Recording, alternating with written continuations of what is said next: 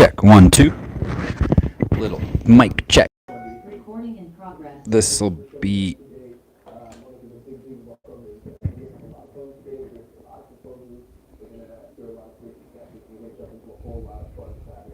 Okay, cool. It's getting going. Michael, this is your microphone.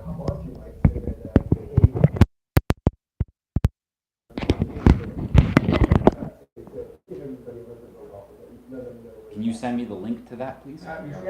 So I can sign in? Yeah.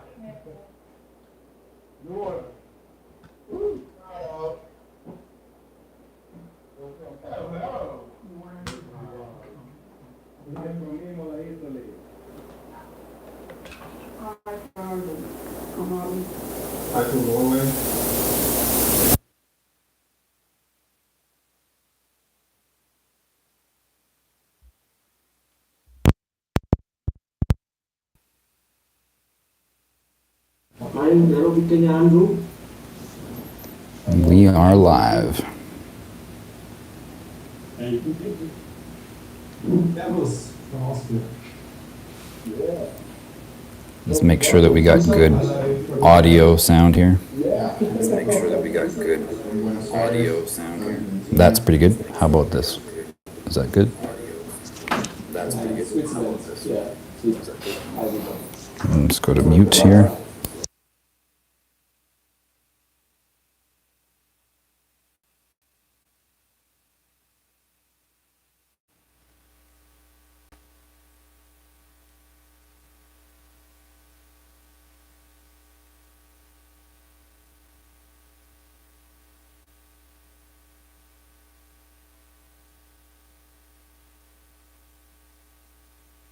Give me the link so I can log in. Oh, okay, cool. Give me the link so I can log in. Oh, okay, cool. Turn that down. Doesn't have to be that loud. Turn that down. Doesn't have to be that loud. And I don't know why. It might be just low battery on this thing.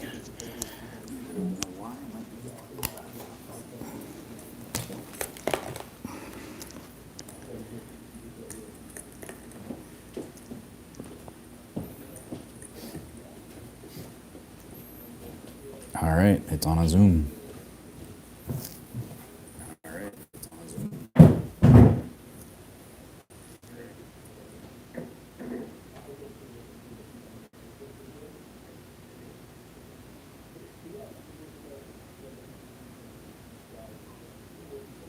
Like, you think about it, all of this is just a miracle.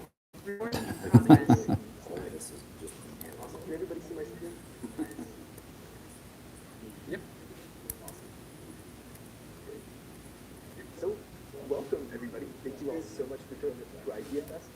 I'm assuming that if you're here, you kind of know what Ideafest is, but just in case you don't, Ideafest is a wonderful platform where all of the proposers of Fund8 are able to step up and share with a wider audience what they're trying to build with through Project Catalyst on the amazing Cardano blockchain.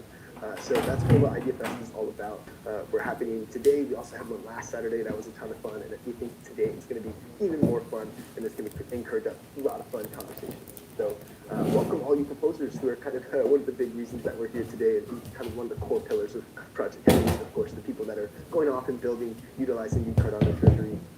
The community advisors, these wonderful, amazing people that kind of do the quality assessments and make sure that there's a level of review process in the whole Project Catalyst ecosystem. These voters that determine whether the proposers are going to get funded or not. People that kind of really voice their opinion and make sure that there's a quality framework in Project Catalyst that has a level of decentralization and any ADA holder can kind of participate in. And of course, the lurkers, the folks that are just kind of waiting to hop in and take one of these roles, or maybe all. We want to welcome all you all, fantastic people. All right. For showing up Saturday, whether that be the morning, the afternoon, or night. We really, really appreciate you contributing your time today. So before we kind of hop into it all, we want to make sure that as many people in the Cardano ecosystem or overall crypto ecosystem at large can hear about Ideafest. So we have a tweet going out. We'd love it if we could get your help a little bit spreading the word on that tweet. So if you want to give that a little like or a little comment or share it with somebody, I think we're Recording stopped. that into the chat. So it'd be great if everybody could kind of check that out. Get the Ideafest into as many. Recording in progress. So Continuing on, welcome everybody. My name is Adrian Williams, and I'm going to be your moderator today. So I'm kind of the fellow that is going to say, hey, here's the intro, here's the outro, and the little in-between bits. And a little bit about me, I've been in Project Catalyst since Fund2, but really kind of hopped in Fund4 with a project I'm involved in called PlayerMint, and we really got to see our initial kind of capital injected into the company all through Project Catalyst, and we wouldn't be where we are today without it. So I'm really, really happy about Project Catalyst. It's done a lot for me. It's given me a wonderful space and community inside of Cardano that I can really interact with, and I hope you all are going to get a similar experience out of it. In terms of the people that have been working really, really hard behind the scenes in order to make Ideafest entirely possible, we have these three wonderful individuals, Dominique, Felix, and Victor, who have done a massive amount to organize everything and make sure that everything is going to flow smoothly. I might be the one that's presenting it now. All right. They're just doing intros and stuff like that. These people really did a lot of the kind of background. Oh, I got my mouse now. Speaking of which, those hosts, these are the incredible individuals that kind of make Ideafest possible. These are the individuals that are going to be hosting your breakout rooms and kind of facilitating the discussions between proposers and the audience. These people are really important and super helpful towards the overall kind of mission and what we're trying to do here in Ideafest today. So finally, I'm super excited to announce that we have an incredible keynote speaker, Patrick Tobler. You all might know him as the creator of NFT Maker Pro, a wonderful platform that helped myself and many other projects get into the overall Cardano NFT ecosystem.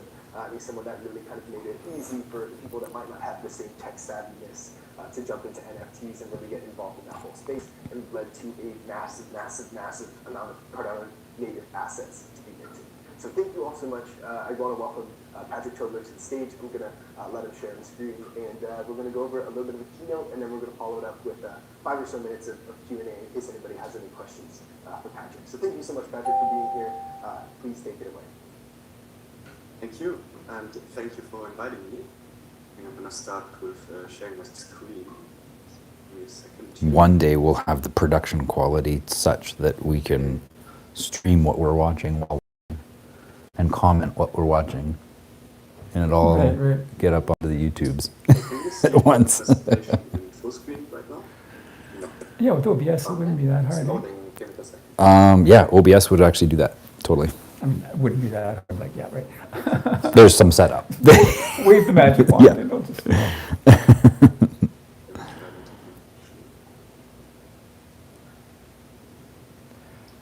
I'm starting to recognize some of these people. Okay, yeah. Oh yeah, I met with Randall. Oh, that's Randall. Yeah, I met with him. Click screen. He's good. He's good. He's got a good software actually. Oh, okay. He's got a good what? Good collaborative software. Yeah, so I recently switched from Windows to Mac, so I'm very not used to all of this kind of stuff, so I have to be on the actual screen. All of this kind of stuff. Now that you can see it, I'll just start. And please, I only have one screen here, so if anything is up, then just raise your voice and tell me about it. It would be great.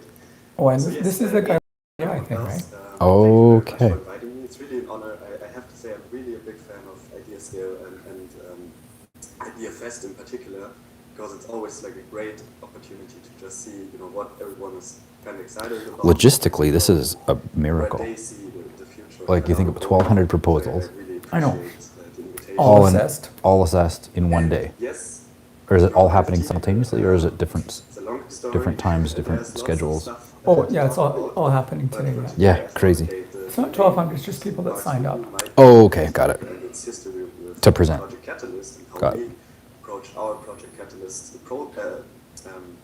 Why is this guy talking Project Catalyst, about his project here? proposal, yeah, that's the word, last year, and what we made out of it, and Uh-huh. how we went about it, and how the financials look. So I'm trying to keep this as transparent as possible, and then super open to any questions also afterwards. And It'd be interesting though to find out why Catalyst was not ideal for them. Some Yeah. NFT Maker history, for people who might not know NFT Maker, maybe that might be interesting. So it's actually almost a year since we launched NFT Maker version 1. So a year ago on April the 11th, so one day before my birthday actually, I launched this little tool called NFT Maker.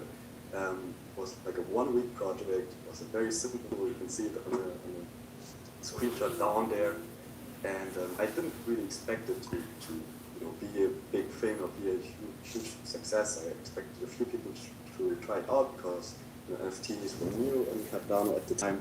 It was the first real mythic tool on Cardano, at least the first one with a user-friendly interface. And then I launched it, and then suddenly thousands of people started using it.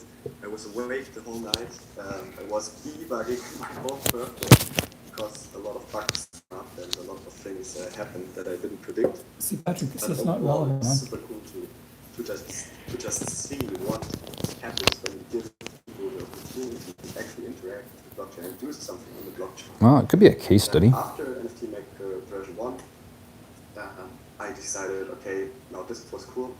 Maybe You I are want to build so something else. I want to build tolerant. something, which is a little bit more suitable for Well, I'm just thinking. larger collections. So Do you know Keynote, all why this this kind of is not stuff. opening? This is the Because that same was- link I just was mailed where you. the hype was at the moment. Yeah, allow. It's going to switch to Zoom if you have Zoom installed. Oh, maybe I haven't. You got to have Zoom installed for it to Oh, work. that would help. Yep. Now today, and that's the tool that's being used for almost 25% of all NFTs on Cardano, and I'm extremely proud of what we have achieved with that. And it's been just a lot of fun to work on that also. So yeah, as you can tell, the goal was always essentially to reduce the complexity of Cardano. So to take away all the Cardano node stuff, take away all this, these things that you have to know about metadata and so on, and just make it easy for everyone to get into the space and really learn about NFTs and really try out NFTs and launch their own product, because that's really what Cardano is kind of struggling with. It's all very complicated. It's all very complex with Haskell, with the different terminologies, with the functional languages, and so on. So it's very important to just make the entry barrier easier. And around that, just to end the overview, around that, I'm actually building together with an amazing team. Still not, eh? Ecosystems. It's not only NFT Maker Pro now, not only NFT Maker version 1, but a lot of. Oh, you're not done. Yeah, you have to finish installing. All with the same goal to make NFTs accessible. What? It's going through space. It's okay. And we're streaming the meeting, and we're streaming on YouTube. Oh, I forgot. That's actually live audio, right? Live video and audio directly on my YouTube channel.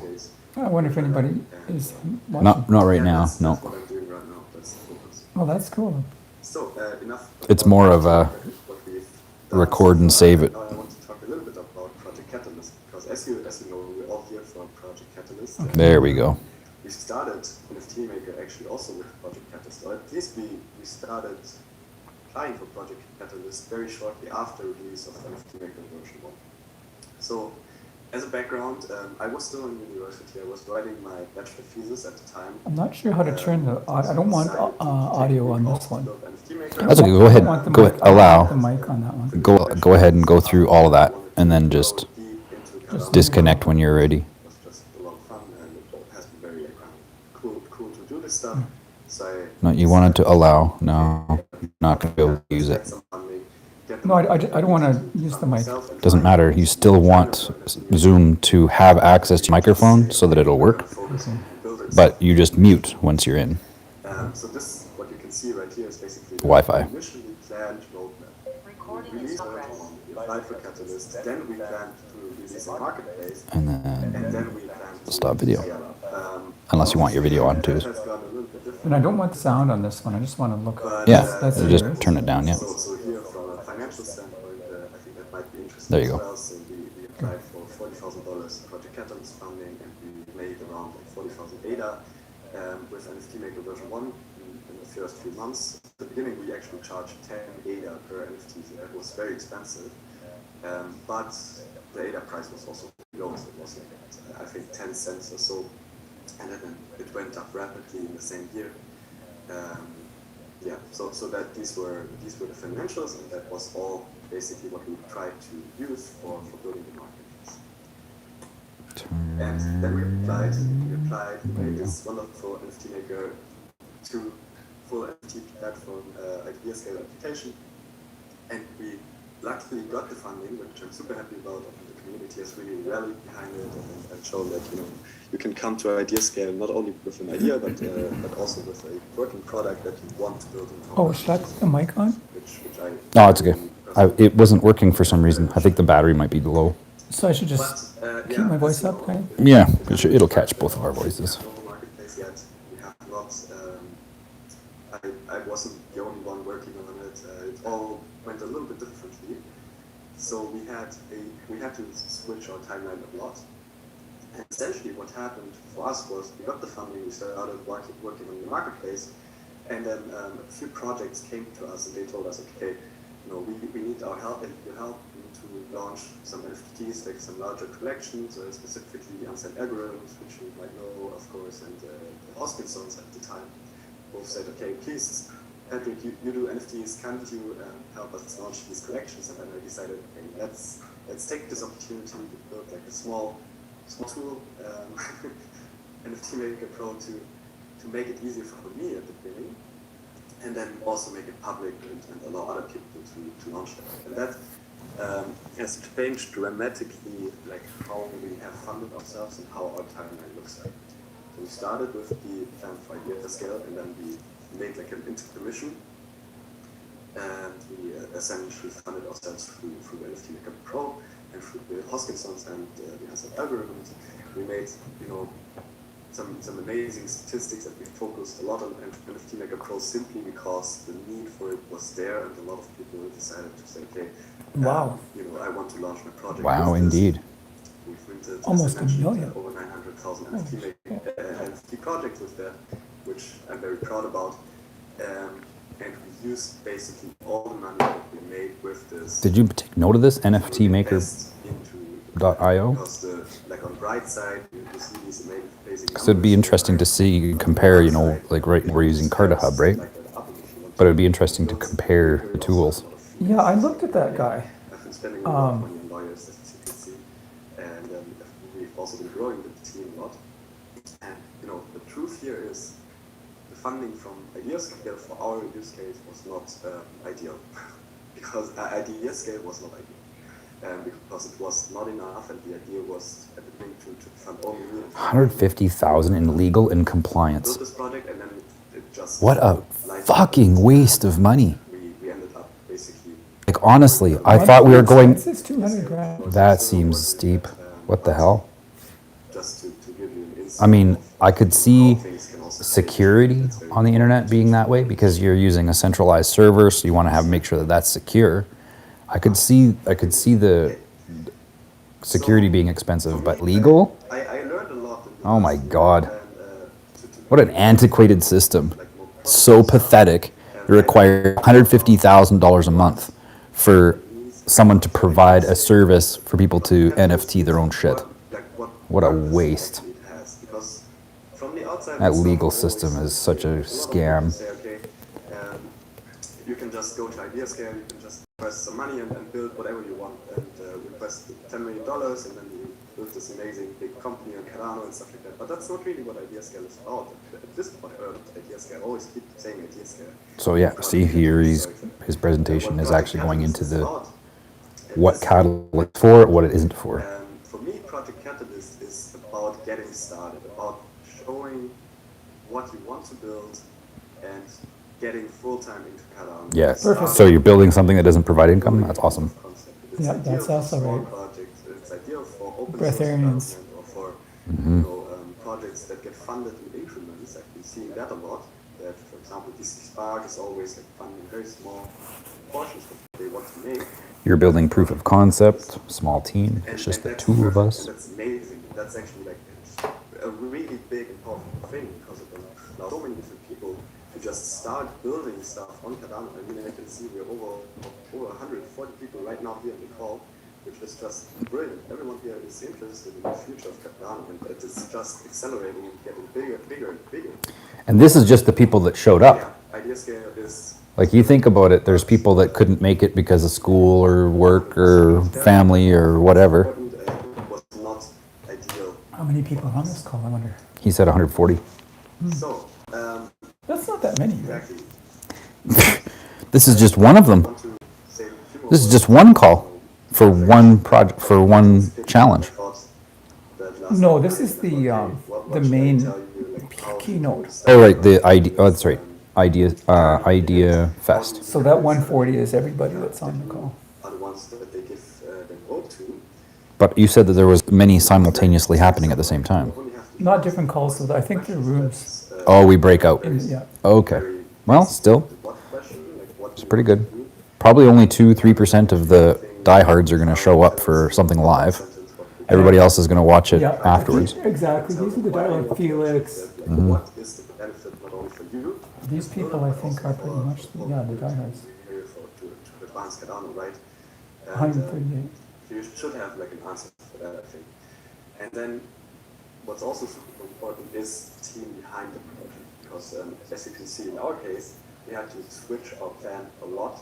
Like the initial plan is basically broken down, and now, you know, like it doesn't really matter what you wrote in our project capitalist proposal anymore, because what really matters is actually the team behind it, and if they can execute and if they can shift their focus to maybe, you know, a new opportunity which might make more sense for the community in general. Or if they, you know, can really prioritize stuff. Like for us, we didn't really change the purpose of what we want to promote. Instead, Yeah, we're going to changed need the to timeline. go into our Zoom. And then the fourth and also Yeah. very important Point question, on of course, this is week. can you deliver? Like, why do you have this? Well, as soon as we have the floor, I'll just switch over to Keynote, push play on the presentation. Or maybe you don't even think that you're the person. Because when we have the floor, it's like we're screen sharing right then and there. Find other collaborators. I think we need to go to Teagle's room though. Open source community around it. Oh, okay. And they'll probably announce how that works. Yeah. It's also really, really amazing. Teagle's Because it is like encourages just collaboration in space, and that's There's a lot of rooms. I'm so glad we have that extra 5 minutes. We can literally breathe while we're presenting. Because yesterday was just like, Breathing is good. how do we get through this in 10 minutes? Talk really fast. ask me whatever you want to know. I'm very transparent about our journey, and thank you again for inviting me. Yeah, thank you so much, Patrick. I really appreciate you coming out, and I think you bring up some great points about the use cases of Project Catalyst, where it can be best utilized. I would definitely agree, getting that initial ball rolling for Condy is super, super helpful with Project Catalyst, or using it as one of your revenue streams in order to bring money to the company. But of course, making sure that you open up more and more and more in order to grow successfully. So thank you so much, Patrick, for your time. I really, really appreciate it. I think he's a Trekkie. Look at his profile photo. Thank you so much. It looks like we have one person with their hand up already. Tim O'Brien, would you like to state your question? Let's do our best to keep it in regards to kind of the presentation of what was covered by Patrick. Yeah, sure. It's actually very close to it. The NFT question. So I've done some work on NFT and Ethereum, and the two features there that are super helpful. And one of them is that you have wallets that you can actually view your NFTs in the wallet, like Rainbow Wallet, for instance. And the other is a That's us. capability like Wallet Connect. TiVo?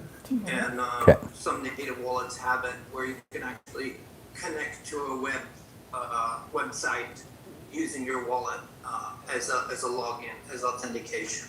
So I don't see any of these in the Cardano ecosystem. So I see Yoroi is working on it. I'm wondering if you see this as a big deficit, and if you see anybody out there working on it. Yes, so I think there are the wallets already. I think you just maybe haven't stumbled upon them yet. But, Yoroi essentially is like Yoroi is losing a lot of market share. Yoroi isn't really being developed that actively anymore by Emergo, and Really? Daedalus, of course, is a full node wallet. But what has happened is that Dami wallet, for example, by Alessandro, who also created the first NFTs on Cardano, that's amazing. It does exactly what you want, shows the NFTs in the wallet, and has a dApp connector.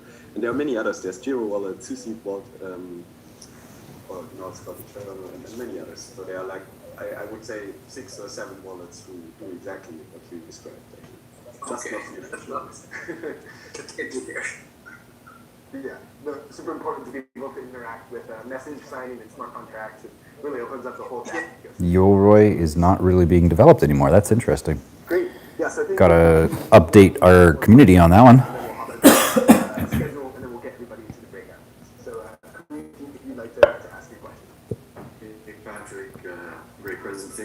question. I spotted so I'm presenting a project today and hoping to build it on NFT Maker Pro. I have a quick question. Do you have an update on the integration of NFT Maker Pro with Jet or Coty? Yes. So Jet is a native token, or it's going to be a native token on Cardano, so it's going to be very easy to integrate. And we have been in talks with them, of course, and we have a partnership. But what we're waiting on is essentially the release of Jet. And once that's out, we can start integrating it. But until then, I don't really know what's going on. I think Coty themselves, they plan to release it a lot earlier, but things happen and get delayed, as you've seen from my presentation also. So yeah, I can't tell you much more. I think it will come out in the next month or two, hopefully.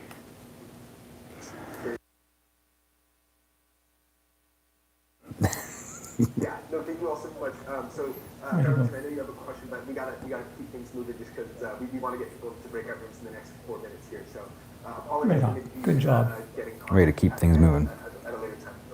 Aiden, you're my man. Thank you all so much, Patrick. A big round of applause. If you want to show Patrick a little bit of appreciation, use your emoji reactions in the Zoom chat, or give him a little bit of a clap on the camera. Thank you so much, Patrick. We really, really appreciate everything that you're doing for Cardano and our overall community. And your journey is just Look at this mountain, man. Yeah. what you can do with a little first step of Project Catalyst. So thank you so much, Patrick. We really appreciate it. Oh, Alex. Thank you for Alex is inviting in me. there. I can't wait to Oh, yeah? breakout rooms. Absolutely. You just came Great. in. Yeah, so hopping into the rest of the presentation and moving on into the breakout rooms. Does everybody see the screen? Yes. Awesome. Great. So our schedule for today is we just had our welcoming keynote. Thank you so much again, Patrick. And after we finish this up, and after I'm done talking, we're going to be hopping into the presentation round one. This is when Now we're gonna be 15 minutes in. proposals present. Yeah. We're going to come back in for a Perfect. coffee break. Well, and it's then even- We're gonna be number 2. Yeah. Number 2 in the room, probably. And we're going to close everything out. If you all want to... Maybe the first one show up and we can hold half hour. Yeah. Time to leave, of course. It's your day. You're welcome to leave. I wonder who else is going to be in But there. at that closing time, I'm also going to be asking for a little bit of feedback, or if you just have an overall discussion about all Are we, and we're recording this, right? Once we- On Facebook or on YouTube, yeah. When you all go into each round, we're going to have 3 presentations. Can we pull that down and edit it? Or will that show the, video? Yeah, we'll be able to do the video and then splice our presentation into it. Oh, I see. Yeah, yeah. You have 15 minutes total, so if your presentation stops a little bit earlier, goes a little bit... Oh, 10 minutes and then 5 minutes Q&A. Oh, okay, so. That's how that works. So just roll through. Answer some questions. All right, so no breathing. No good.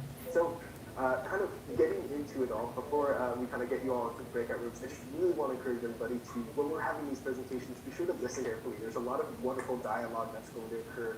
Simply from what we just saw from Patrick's presentation, there's a lot to listen to there. There's a lot of information to grab out of there. And then let's be sure to ask questions. So if anything, intrigues us. This is the most nervous I've ever been Raise your hand and say, hey, going into an online presentation. Yeah, I'm quite nervous too, actually. And I've presented to more people than this. we're all here, we're all builders, we're all here to 143. blockchain and Well, our room will be smaller. Yeah, divided by like 10. similar Or- idea or a completely different idea. You think that there could be some That's sort of 10 kind of partnership or collaboration there. Definitely be sure to reach out to those. I've been able to see those before, and I've been able to Probably be maybe part of some get have best in heard. there. Absolutely, Yeah. super helpful. If any of their Gimble really people. fantastic. I'm sure somebody's And arguing. finally, provide encouragement.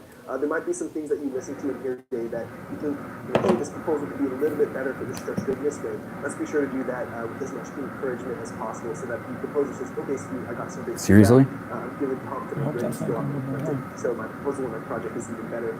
As Patrick stated, iterations and pivots are super, super necessary. That's fucking bullshit. In any business, but especially overall blockchain ecosystems, because of how quickly they move. So I think it'll be over in make sure 15 you kind of minutes. be on your toes. Better be. Better be. Encouragement to one another as to how they can make the project even better is super, super helpful. But let's It's get a shower, into I the guess. breakout rooms. Probably. The kind of fun part of the whole Ideafest experience. Let's dive into it. So we're going to be sharing a Google form into the chat right now.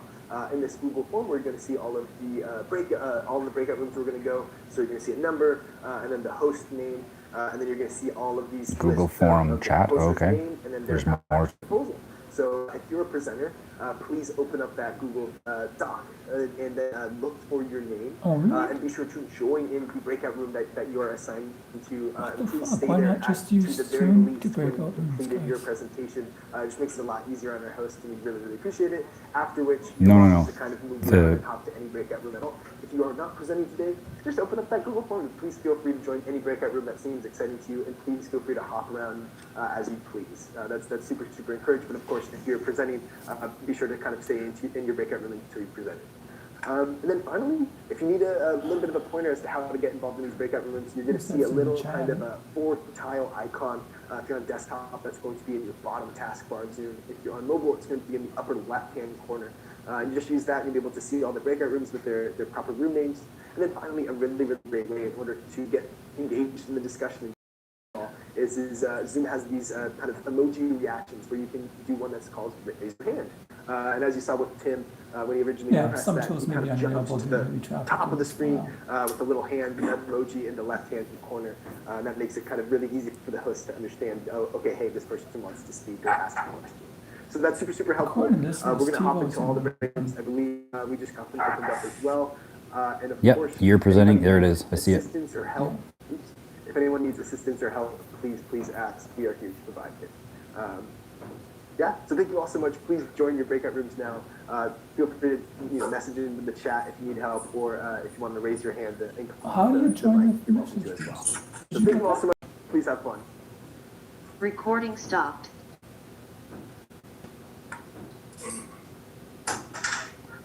Okay, I don't see the link to the breakout Great. rooms. Yeah, if anyone needs any help, we're more than happy to do so. Just let us know how we can be of most use. How do we find breakout rooms? I don't Oh, know. I found it. Hey, Found it. yeah, I have a quick question. room number is I it? don't see my name in the spreadsheet. Oh, Maybe I TiVo? missed some kind What of room sign-up. number? Either 10 I did or register a TiVo. while ago, so. Room 10. Yeah, Is let's TiVo take a in peek at that. TiVo, Oh, right. yep. And I can make this a little bit easier on y'all, and I can also share Join. the spreadsheet. Join room so we have 10. this Here we spreadsheet go. here. Cool. We're joining room 10. Oh, Yeah, that's TiVo. okay. Okay, I'll have the breakout. Okay, thank you. Because I'm in Nairobi, Kenya, and our internet is a little bit not very reliable, and it may just pop out, and I may use a mobile line data to connect back. So that's something in Africa that we want to fix. Yeah, God will How do I give turn you the sound right the off help on of this thing? Cardano Can't on Zoom. in the community. I have high hopes for mobile token.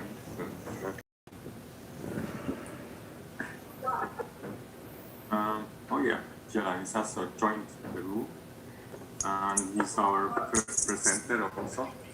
Yeah, how you doing? I guess you do not have a presentation. You're outside and you have a phone. Yeah, I don't have a sliding presentation. I was just here to talk about Cardano Caribbean, the proposal itself, and just give some insight as to what I had in mind and what I'm trying to get organized out here in the region. As you can see, I'm in a little raincoat. It's in the Caribbean, but it's a little warm. But today we had a lot of rain, so just making some the best of the weather for the most part. But anyway, today my name is Jelani Sasso. Before you start, just reminder, there's a 10 minutes, and if it's up, then I will let you know, and also we'll record the session. So. Oh, he's recording this part too. Okay. Jelani, just Yeah, thanks for having me. This is exciting to participate during the Catalyst funding sessions, and again, thank you to Ideafest, for hosting and for making this possible. My name is Jelani Sasso, and I just wanted to talk a little bit about Cardano Caribbean. Cardano Caribbean is a proposal that I put in for this Fund8. I'm seeking some funds to establish a blockchain community within Anguilla. We'll start on Anguilla and establish within the Caribbean region. It's so hot there, and they always wear predominantly toques. focusing on Cardano. Yep. So the first event Looks like a rainy day though. We stopped Tukes in March. Yeah. They were in where August folks, by artists, the and equator. musicians could be introduced to Cardano as an ecosystem. They can learn about minting NFTs. Entrepreneurs on the island could be introduced to the DeFi suites, and because that will give them an opportunity to invest for one of the first times within the region that wasn't really possible. So I'm really excited about that. Over the past few months, I've been onboarding individuals, one at a time, as I've made my way through the island and through the Cardano ecosystem learning. So it's been exciting for me, and that excitement I know that a lot of folks in the Caribbean region can benefit from, just from being involved. I also wanted Cardano Caribbean to be a festival, really, not a festival. Opportunity, I should say, for festivities on the island where folks that are in the Cardano community, they could travel here as well and enjoy that. So it would be like a wellness weekend, at the same time. But the main goal is to introduce individuals within the region to the Cardano ecosystem. Aside from the in-person meetup on Anguilla, part of the initiative is to push for a digital presence. So, like do digital onboarding, reach out into the island communities and see, who might be interested in getting their NFTs, getting their art, placed onto the blockchain. Musicians as well are around in the Caribbean. We have lots of great musicians that can benefit. And just again, the entrepreneurial sector that exists out there, an opportunity for them to finally have an ability to invest some of their funds into. That's pretty cool. What he's doing is very similar to what we're doing. He's just focusing in on that small community that he's a part of. Ideally would take place in August of this year. I asked for, I think it was $25,000 What's that guy's name? There is a breakdown Jelani Sasso. for the budget with regards to allocating those funds. And I took my time in regards to that. A part of the initiative is also to fund Cardano Caribbean as a non-for-profit organization, whereby the community can at some point take control of, let's say, a community wallet. I'm a member of the ADAO community, so members within the ADAO community, I've been consulting with to assist at some point, with creating the DAO mechanism that would manage that community wallet. I can see Cardano Caribbean growing. I can definitely see it, taking root out here in the region. It would be good if I could get some funding from Catalyst, but regardless as to what takes place, I plan to try to push forward, and try to bring this. That's how you know they're committed, right? Yeah. As if they're able to do it with or without funding. Out there in the region. It's really a gap. A lot of folks are aware of the technology, but they don't know how to use the technology. They don't know how this technology is going to impact them. And then there are some folks that have candid conversations with regards to blockchain, and they're aware, but they don't have the insights of how to gain direct access. Does this room, does TiVo know that we are presenting on 3 proposals? Is that how that was submitted? No? No, only one. Oh, okay. Cool to have folks in the existing Cardano I guess we could have actually done 3 different presentations. I didn't even think of that. Aside from But anyway, folks it's okay. making their It's way okay. to the festival, I've reached out to a couple of folks from the ADAO community. They're so intertwined, and I'll precursor that. To seek participation in offering their services put the during timer the on upcoming it. festivities Yeah, please. as well. It'd be great. So yeah, just trying to put together a meaningful event that highlights Cardano as the great blockchain that we know it to be. And What's it I think it's a called? great place for people in the Caribbean region to build, especially with regards to the cost effectiveness of the network, the efficiency of the network, the scalability and so forth that's taking place. And I would just Very love cool. for them to be able to receive this information via the Cardano Caribbean Hub. There are some plans to complete a website, so we're in talks to do that. I hopefully will have that sorted out before the end of the month, so that can be somewhat of a hub of information. I'm also going to list the individuals that I've been consulting with regards to meaningful partnerships that would give their assistance or that have pledged their assistance in regards to the initiative. I am fully aware that I might not be funded during this round, but as I mentioned, I plan to hopefully have some scale of a Cardano Caribbean function on the island and be able to push forward during the next sessions if need be. again, man, just thank you all for your time. If you have any questions, I'll be, free to answer. And yeah, I again, thank you for having me here, for putting these forums together where we could communicate with each other. I think I made one big mistake on my proposal with regards to my contact link, because I am doxxed. My LinkedIn is on my, it's the Catalyst, I'm sorry. It's within the Catalyst, within Ideascale, but I don't know if it was attached to the actual proposal. I don't know how I managed to do that, but the link is also in my profile. So again, I apologize for that. This is all learning for me. As you can tell, I'm a little bit nervous as well. But yeah, just thank you guys for the time and for listening. And if you have any questions, I like how authentic he is. Let's thank that guy. He's a, yeah. I think regarding Really well done. LinkedIn, maybe you could go into and share how did you get to the Cardano? What was your activity before? Did you always make great events, or was something else you were working? Very, very good question, Tezo, and Tevo, I'm sorry, and thank you for that. By profession, outside of being a visual artist, I'm also a director, an embalmer, and an educator. So I taught clinical embalming for my alma mater in New York City. I taught there for 7 years as an adjunct professor. Taught clinical embalming. So that's where my experience comes from with regards to That's events, and organizing. I've organized some of the most sensitive events, in history, if you could, if I dare to say. And outside of the profession, I'm also the owner of Anguilla Times, and Anguilla Times is it's a media outlet out here on the island where it's also on Twitter. I tweet from time to time things that are taking place in the region, and as well as do functions on the island. So let's say someone wants to have a party of some sort, and they're coming in, I'm that guy. And I try to make that happen. It's just more say from a consulting perspective, because my focus of late has been on my visual art and making a solid impact within the CNFT arena. So that's what I'm currently doing. But my background is in education, is in events, is in funeral service, and Very cool. And I Definitely want to reach out with this guy.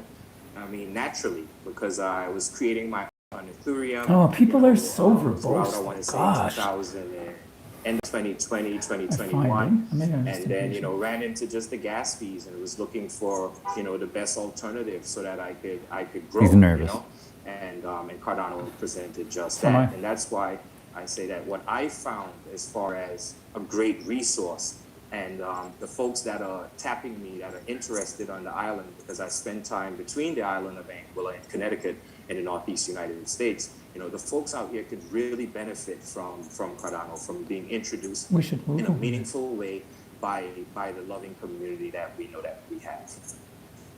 Andrew Chaga, was it? Yeah. Regarding the events, as I understood, there is going to be one event, or this is going to be a series, like the goal to have it a series. But on the side, if one would like to, from Estonia, is there any kind of online events coming up, or some already happening to couch the network? All right, good question. The events will be ongoing. The ideal format is to have the first event in August, where we kick things off. And then thereafter, continue to have digital events. Between the August event and now, I would like to have the first digital event where I'm going to be reaching out to within the island communities through the radio stations, like real grassroots situation. And I'm going to have the website before that so folks can sign up to participate via a Discord hosted digital event, just to talk about blockchain, talk about Cardano. And then we will have, ideally in August, the physical, the IRL function. And then for the rest of the year, we would have a couple other digital functions as well, digital introductions as well. Ideally, what we're going to be able to gather is art from each individual and publish all of this art via the Cardano Caribbean, where these individuals are actually doing this work themselves. And that's so Cardano really Caribbean cool. will just be the website for folks to be able to see what's taking place. Decentralizing the community. Whatever is going to happen will happen by the artists themselves being introduced. Very cool. They themselves will have their royalty tokens and so forth. So nothing will be gained by Cardano Caribbean from helping these artists. A portion within the budget is allotted for these artists, and that's going to be thoroughly documented as well, so that they that don't have access to the ADA, don't have any ADA, and they have some extraordinary art that could really change their lives or could really have a good meaningful impact for the region, can get the assistance that they need. Thank you. To time constraints, I'm going to hope to the next proposal. And it's Paul and Michael, who has the Cardano Learning Conversations proposal. Beautiful, thank you very much. I can share my screen, correct? Not there are people hearing you yet. Is that correct? I can share my screen? Can you hear us? Yes, we can hear you, and you should be able to share a screen. Okay, wonderful. Just let me know if this is not visible as we go through it. Yep, we can see the pencils and molding developments. Okay, wonderful, thank you. And now it's full screen? Yes. Wonderful. And the pencils too. Thank you so much, and thank you to everybody for your time. Our projects, we actually have 3 projects that are kind of intertwined with each other. Cardano, the conversations are just an element or a piece of the overall vision that we have for Modig. So we're going to be tying them in, but of course, this particular presentation is focused on the proposal for Cardano conversations. These are the other ones here that we have. You can go and check them out on Ideascale. But what we are wanting to do is to really make a connection. We've got a world of within Cardano and that ecosystem right now. Typically speaking, the people that are using it, the people that are stakeholders, the people that are traders, investors, obviously developers, a lot of these people have already a big technical background. They've got, they've got a vast interest. They've been learning about cryptocurrencies for quite a while. And again, that's generally speaking. There are a lot of people who started with nothing or no knowledge, and then they've taken that initiative themselves. But those are very few and far between, simply because a lot of the information that people need in order to get on board, to learn about some of the instruments that are available for them in investing or in just being able to trade back and forth with each other, that it still requires a lot of base of knowledge. And so what we want to be able to do is really connect people like Jack and Michelle here who are in our community, and they are the quintessential small business owner. They've got a lot of investment and capital that's available, and we all know that when it comes to nation building, we've got the small businesses are the lifeblood of the economy. Right now, they are sitting there with a lack of trust in the fiat monetary system. They have considerable amounts. They've come on board and are now holding ADA, but while they're eager to learn, they're not necessarily sure where to start next. What's the next steps for them? And so, what we want to be able to do with this whole with Modig is be able to really help facilitate people's transition into this revolution. And some people say that this revolution is political, economical, cultural maybe, but like I say, in our community, we're witness to this revolution daily. It is a revolution of our consciousness. We have to shift the way that we think, in the same way that if we want to change our health, we have to think of diet differently. If we want to change our relationships, we're going to have to think differently. We're going to have to shift our mindset if we want to change, the way that we interact with finances. And so I'm just going to let Michael go ahead and start talking about the education system, which is such an integral part of creating that shift in mindset.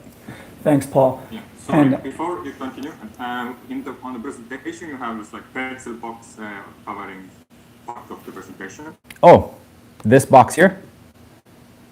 There is like colors and pencils, and this is on pretty much in the middle of the presentation. Oh, I don't see that on my screen at all. Maybe you have to go full screen and down full screen. It's like the top layer. Okay, hang on a second.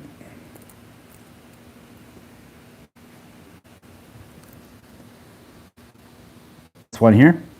Maybe this? Yeah, it's still on like top of every page. Yep, now it's gone. Oh, okay, perfect. Sorry about that.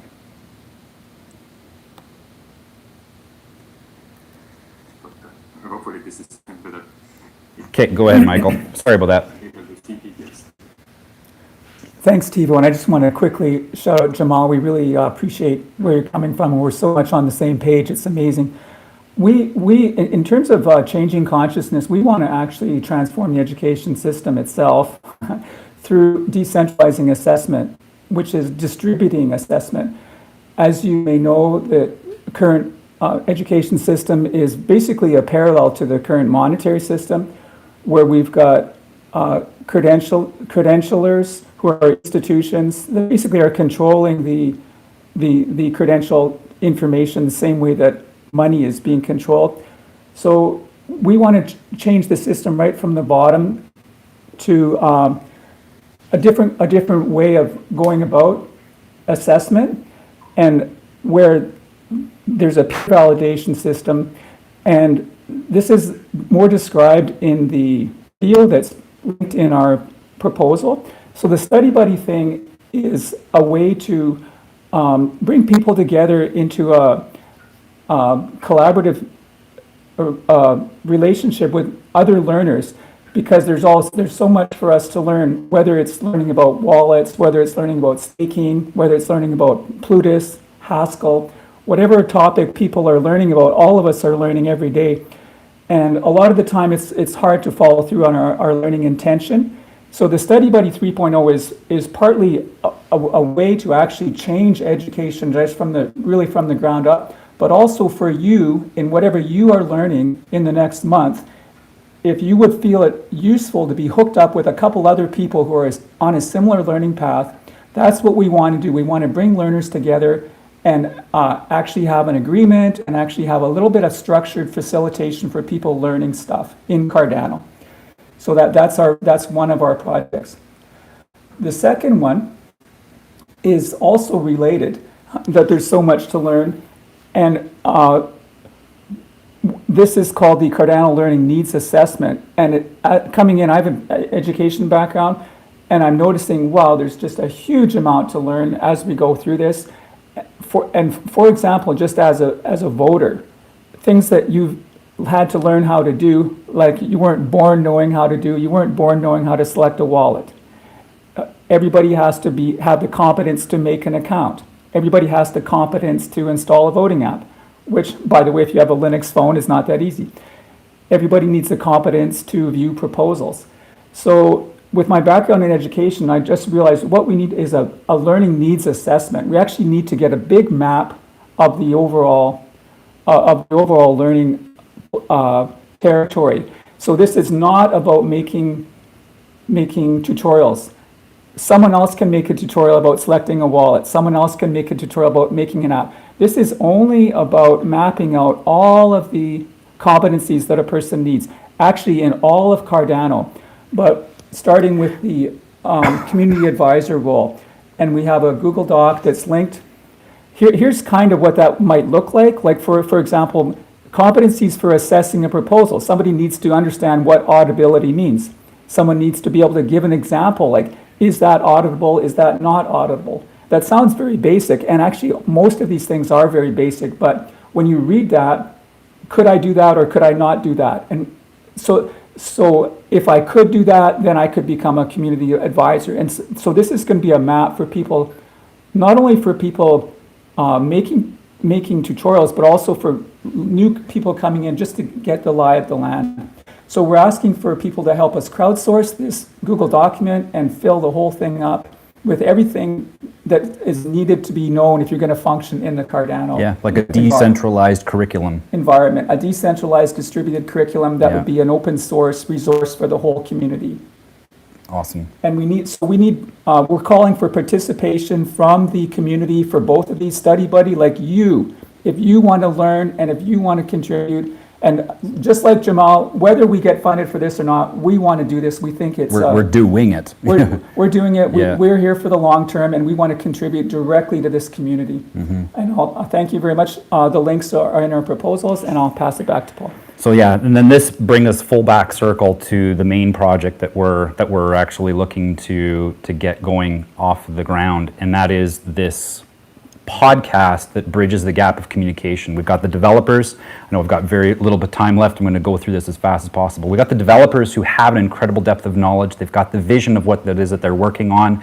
They're incredibly technical, way beyond what I can even think sometimes.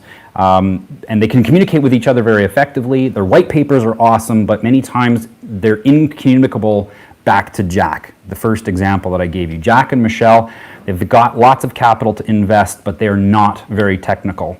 They can conceptualize projects and ideas when they're given those tangible examples and comparisons. And so that's the purpose of this podcast, is to be able to bridge the gap between what is being done by the developers and what people can interact with on a daily basis. And this provides him an opportunity to share with his network of other small business owners to come on board and be involved within the ecosystem. And out of this podcast, the developers are going to get real world, real-time insight into how Jack, or people like Jack, or other people who are of different walks of life, how they use the tech, because this will help the developers with inspiration to develop new solutions, and it's going to help drive ideas of innovation into the tools and systems that have already been developed. And on the other side, the user, they get tangible concepts that help him see how the money can be put to work. You know, the dApps that are available, software solutions, etc., all of those things that enhance his experience, which will make his life easier every day as he comes on board and is involved in the ecosystem. And of course, we're going to be constantly bringing into the whole element is this shift of mindset, this shift of consciousness, and into a revolutionized financial education. So again, those are the ideas that we have up inside IdeaScale. Again, they're networked. Every one of them is going to feed back into each other.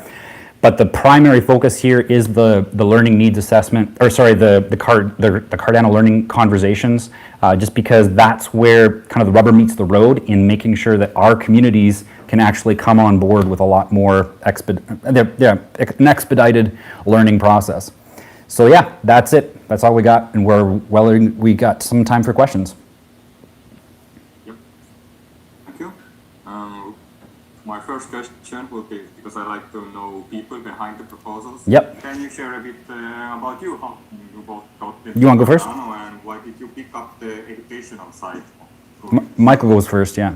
Okay, so yeah, I have an education background. I've done classroom teaching, I've done assessment, I've done curriculum, I've done learning management systems, educational technology.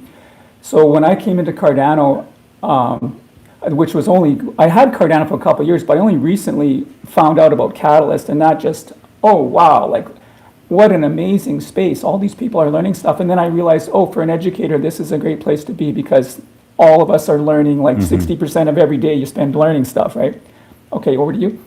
Yeah, for myself, my background is in education as well, in the sense that I present.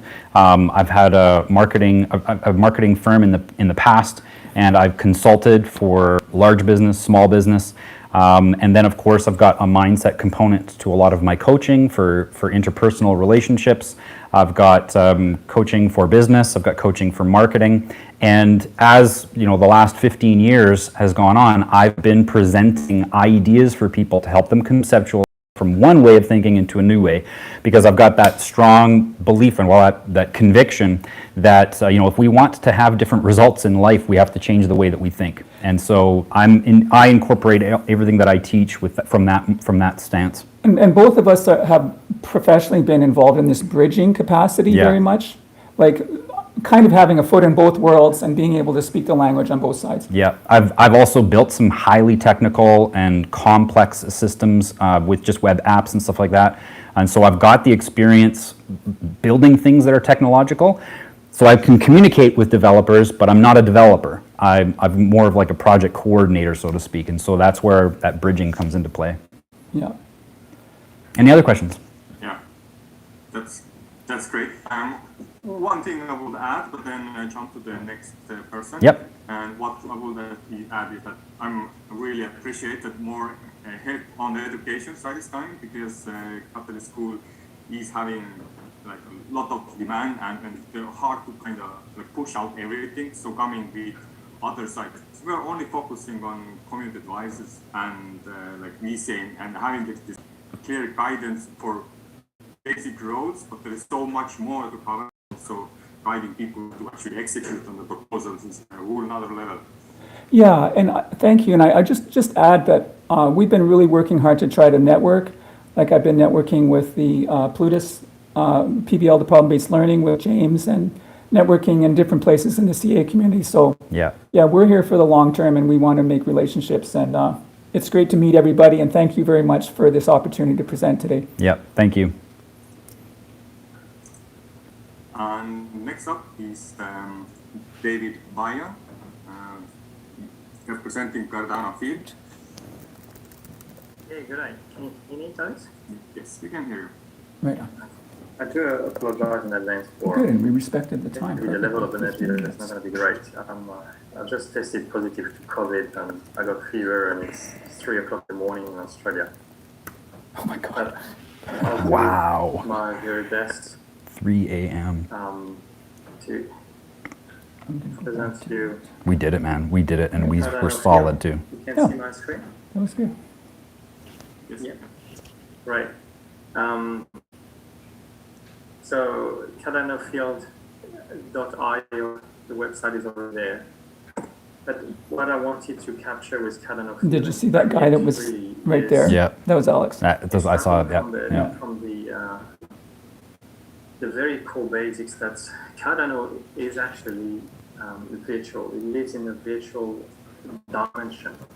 It has its own epochs, its own price, its own wallet data. So a lot of metrics which live in a virtual world. And we do live in a physical world, unfortunately. The difficulty for us to actually access that virtual world is that so far the mobile phone or the computer was the only gateway to access those metrics. So Where are those big? we will definitely get to a place where we tend to feel overwhelmed or even addicted to using our mobile phone to constantly check prices, look at a pool.pm to check out which day of the Join epoch we are on. Oh gosh. And all these metrics can only be Where was accessible that? It was in via the. Under the a top one. mobile Yeah. phone or computer. The idea was to try to bring the virtual and have it right with us in our physical world, in order to avoid having to plug in to plug ourselves onto a phone or to a computer. Oh, you can't see And how previous did I messages. achieve this is Oh. by leveraging of IoT, smart devices. Smart devices essentially Alex the left. gateway to Yeah. the virtual. He saw us and was like, Because they do "Thank you, I'm good for the day." in our physical world, but they connect. Okay, to the I had to go to the virtual. washroom. I was holding it the whole time. Heard or even have at home smart lighting, anything smart, plugs, smart everything. And those devices are really connected to the virtual, but live in the physical world. So I would like to introduce Cardano Field. Cardano Field is a brand new concept, a really new idea that our daily objects, smart devices, can provide us with the Cardano metrics right here, right now, within our daily life. So what I've done, for example, is created this this lamp here. Is based on a fixed hue light, and that little light will follow the price trend. Will follow the price. So, look in the last 7 days price action average. If today's price is actually higher, it's going to turn green. If the price action is actually down, it's going to turn red. Oh wow. And the idea is that you have this in your room, but you do not need to check your phone whether ADA is Oh my God. 180. Look at this guy's thing. 122, It's a 123. light to Doesn't tell you when the price is make going a up or down. difference. What? Those two I'm serious. decimals. Look at the visual. What's important is that you feel where Cardano is at the moment. You feel, oh, it's green. Okay, I don't need to to go and check my phone. I've got a good feeling. It's great. You don't need to go that, down to Correct me if I'm wrong, but that's more a accurate. crazy idea, isn't it? I'm not a fan. Yeah, other than that creative. Because about the patterns, right? It's not about up or down, right? I turned blue on an epoch day. Always wondering when is the new. You have to not roll our eyes, As though, you I guess. know, No. I mean, visually. what I do like about it Where we is live on the it's 7-day rather an cycle. innovative. It's an We're so used innovation to that a could turn Monday, into other Friday, things. and Right. weekend. There's no having the question. epoch on the 5-day cycle makes I it mean, I very wouldn't hard get one. That guy's name is monitor, David to know Bayon. One time, day is on a Thursday, the next day is on a Saturday. It's kind of a cool idea in a sort of a. But you know what's interesting? I've got on my YouTube channel that we're actually streaming live on right now. I've got a video of trading and when the price goes up and down and how the charts are actually colored. They're colored in such a way to actually have a psychological effect on people. So for instance, if the price is increasing, they've got this blue or green bar, and then if the price is decreasing, it's a red bar. And what happens is that both green and red, they actually, like these colors, they actually have a psychological effect on us. Colors do that, right? In fact, they change the color of prisons sometimes to help people feel better about themselves. By just changing the color on the walls.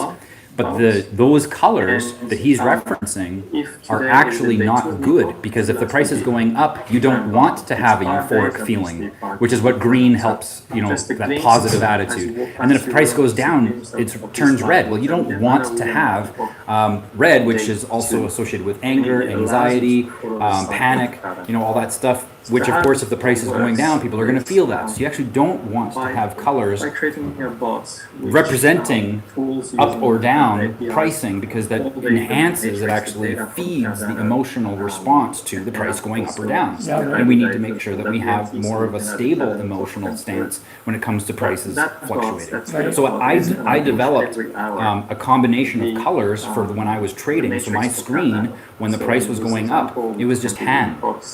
And when the price was going down, it was just gray. So it wasn't there was a neutral emotion to the price going up or down when I was trading. Another thing is that a significant number of people are colorblind. And a significant number of people are. That's right. It's like 5% or something, isn't it? 10%? Of males, I think it's even more than that. Wow. Yeah. Like in tech, they say, don't use color just to distinguish for that reason. Right. Although this is cool in the sense, like at an event, it would be cool. An event for sure. That would be awesome. And he's got it connected to Ifttt, which is an automation. Yeah, this here is a great automation tool. I use that sometimes in business automation. So it's a good concept.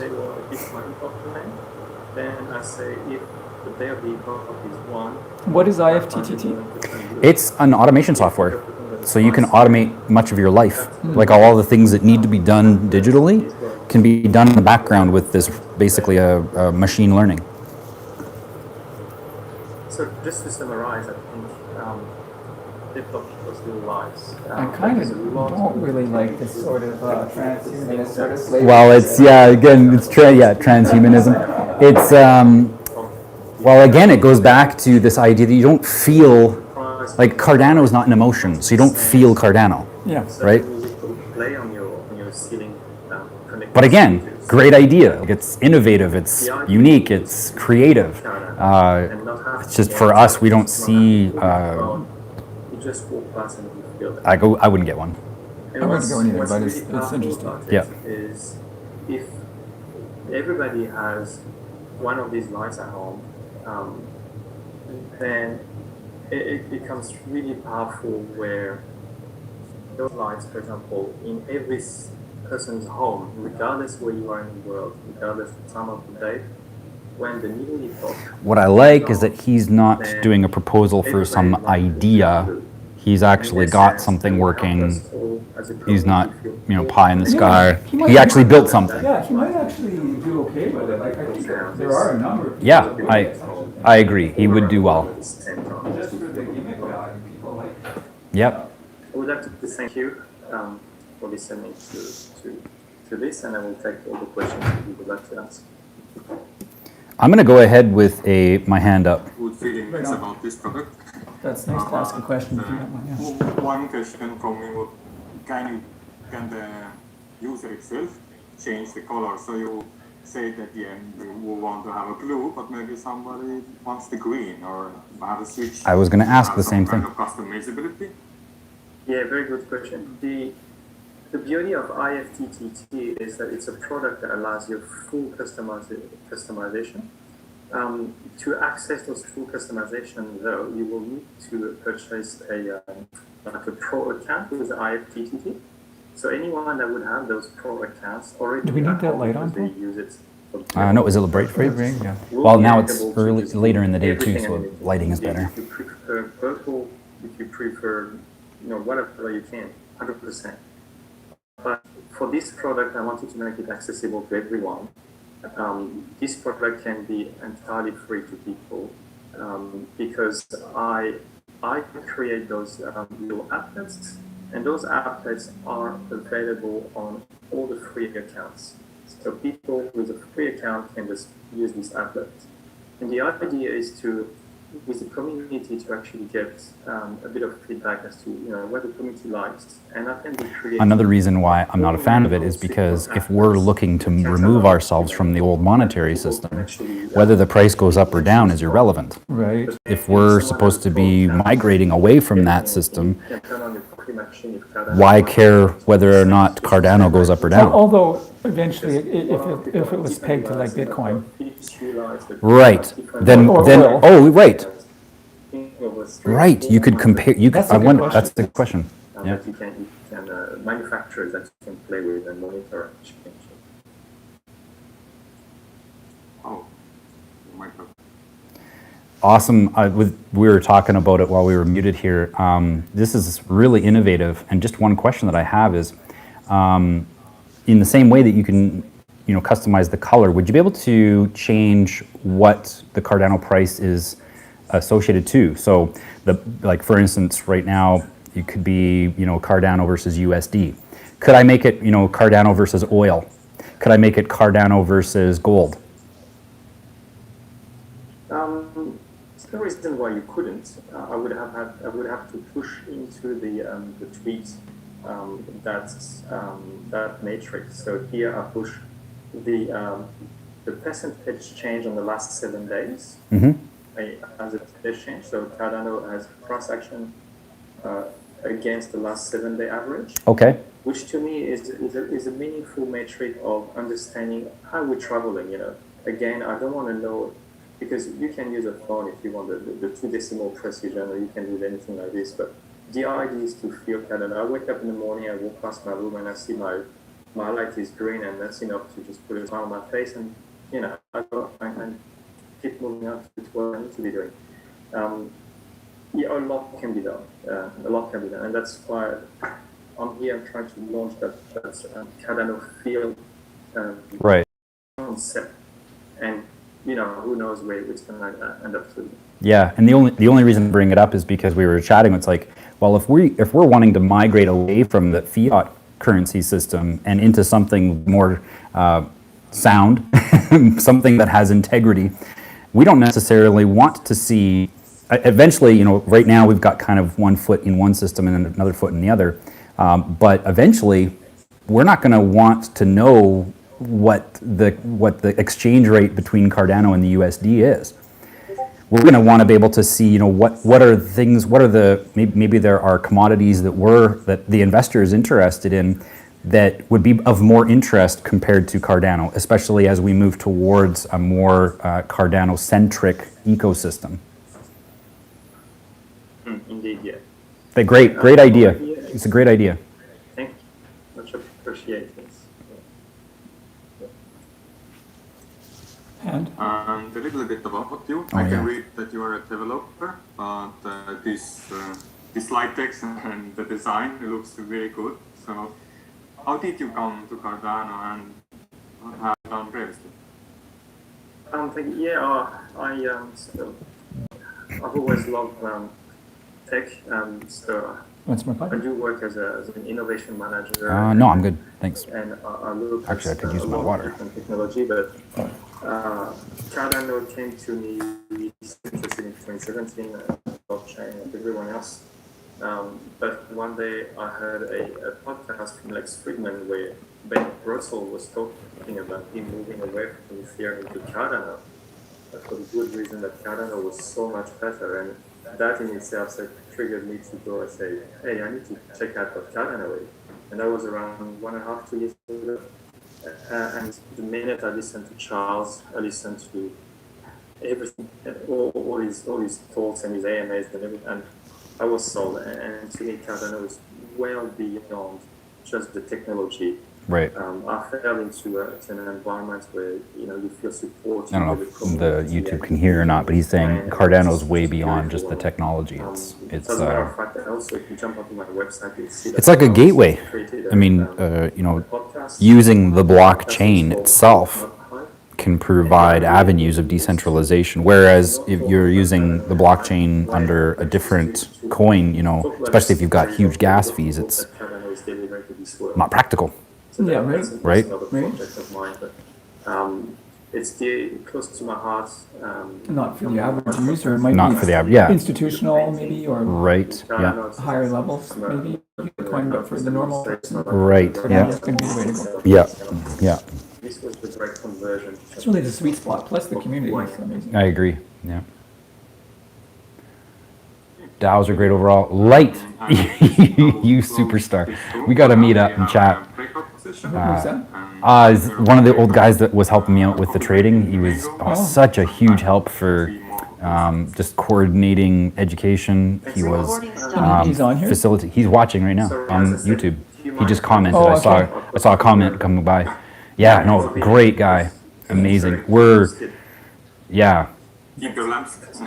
doing the same kind of thing as we were with the trading, decentralizing the education around trading. We're actually looking to decentralize education altogether. Susan's asking if I'm sleeping in today. Huh? What?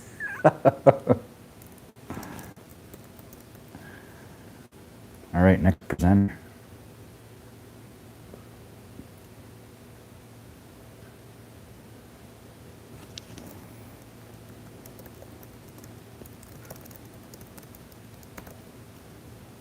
Is that Discord? This is my text.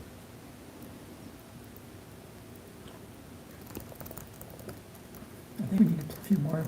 Or is this intermission? This is break. Oh, maybe it is, yeah. Yeah, we're on break. Well, if we're on break, do we want to come back after break and continue the commentary?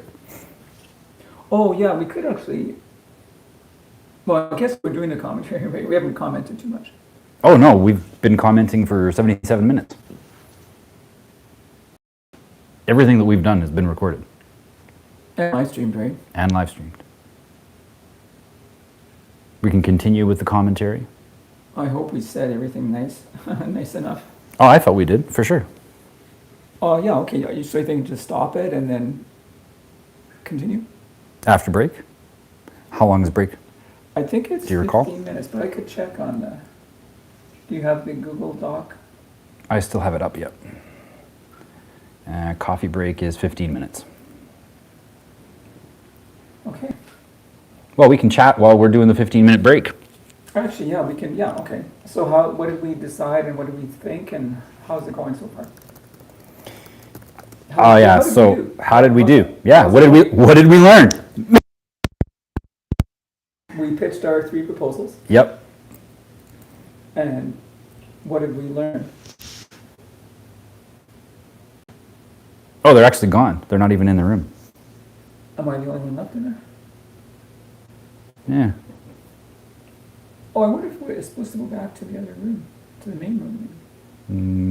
I'm going to go back to the main room. Yeah, go check that out and see if we're leave break room. That takes you back to.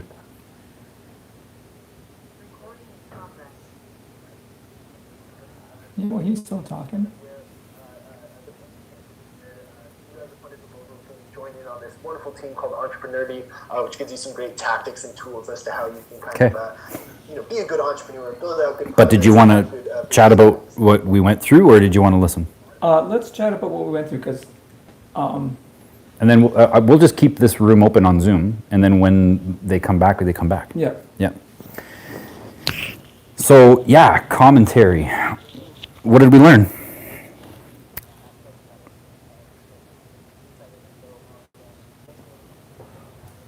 Well, we learned the numbers of the hardcore people that show up. This are like 144 people or whatever, right? Right. Yeah. For It's like in the Ideafest. Bible, the chosen are the tribe of 144,000. Yeah. There's 144 people. Some of whom are Mormons, apparently. No, the 144,000. Yeah. That's JW. Oh, is it JW? Jehovah's Witnesses have that belief. I thought it was. Anyway. Anyway, yeah. We're in there. We're gonna be there. Okay. We're You're part of the chosen few. And Oh, goats, yeah. We're the goats. No, we're the sheep. we should get sheep or goats? we should get proper like actually wired microphones for this kind of chat. Yeah. We're working on it. We're working on that, yeah. So yeah, the whole thing was actually a really good experience. I felt obviously a little bit nervous because it's the first time, and there's a lot to cover in that short period of time. I didn't want to be too what's the term? Verbose. Yeah, Yeah, it was hard. I think we did a great job of yeah, boiling it down. I'm glad we met and figured it out yesterday. yeah. Agreed. Yeah, definitely. Like if you're looking to make a proposal for funding in a treasury such as Project Catalyst, it's going to be important that you have a lot prepared. You know, you can tell the difference between people who are ready to prepare and people who aren't. It doesn't matter in what, like, not just this. I mean, everywhere.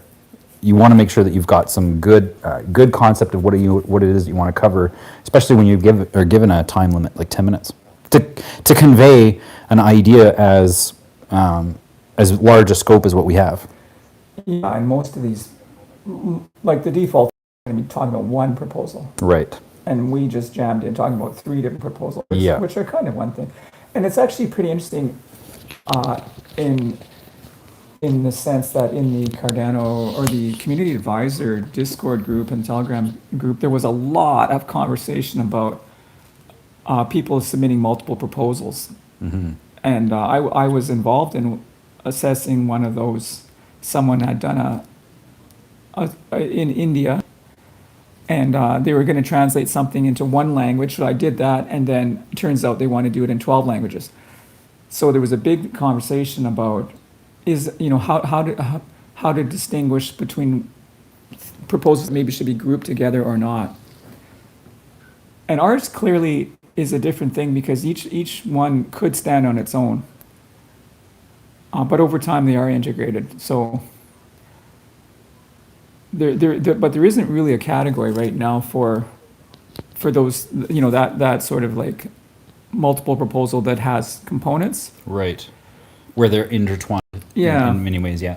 But it's amazing how it evolves, and it's amazing how Catalyst, it's only the 8th running of the whole thing, and it runs, it's only the second year coming in, I guess at this end up coming into the second year, and it's amazing how far it's come and how developed it really is. Mm-hmm. We assessed 11,000 proposals. Isn't that wild? Or no, there were 11,000 assessments done. Right. Yeah. Which is On 1,200 proposals. Amazing. Yeah.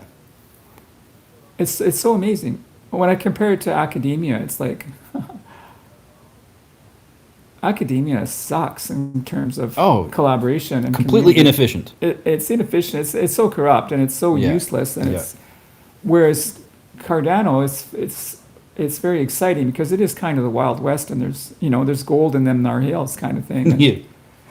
and there's a lot of people, as we can see, that are really, really sincere and trying to do the right thing. And what I like about it is that the entire ecosystem, regardless of how differing the opinions may be, there is a spirit of collaboration.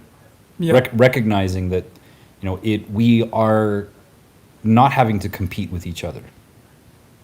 There's plenty of opportunity for everybody. Yeah. And we want to help each other see each other's visions go through. Like when I shared the concept of, having a shipping option be where people are, doing a shopping cart, for instance, through their wallet, being able to click I want shipping, but then have that shipping be a part of the smart contract so that the money that is being spent on the product that's being delivered goes into escrow, and that escrow allows the vendor to start the shipment because they know the money's available. But the actual transaction doesn't complete until that smart contract's done and the delivery's made. I share that idea, and people are like, "You could do that. That actually doesn't take too much work." And I'm thinking to myself, someone's probably going to steal the idea, and if they do, that's okay. Because there are so many ideas. Because there are just so many ideas that I could come up with 5 probably every single day. Not to mention, every industry potentially could use that. Every industry could use that. So very interesting that this semester's project-based learning project has to do with, there's an escrow component. That's one of the things they're going to be working on. Yeah. So we are watching that with great interest. And it'll be fun and interesting in my sense to bring escrow into the educational world. Right. So when you pay for some kind of learning, you don't actually pay, or you don't pay the whole amount until you've seen the course, been in the course. And likewise, if you're offering a course, we could get much more relational through those contracts. Yeah. And because they're agreements. So that's very exciting. That's going to really transform education as well. Yeah, totally. So I'm just looking here. It does say that we're still in breakout room 10.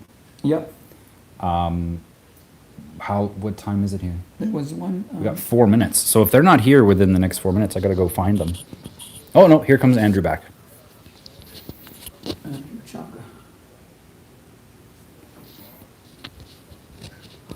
There's Andrew back.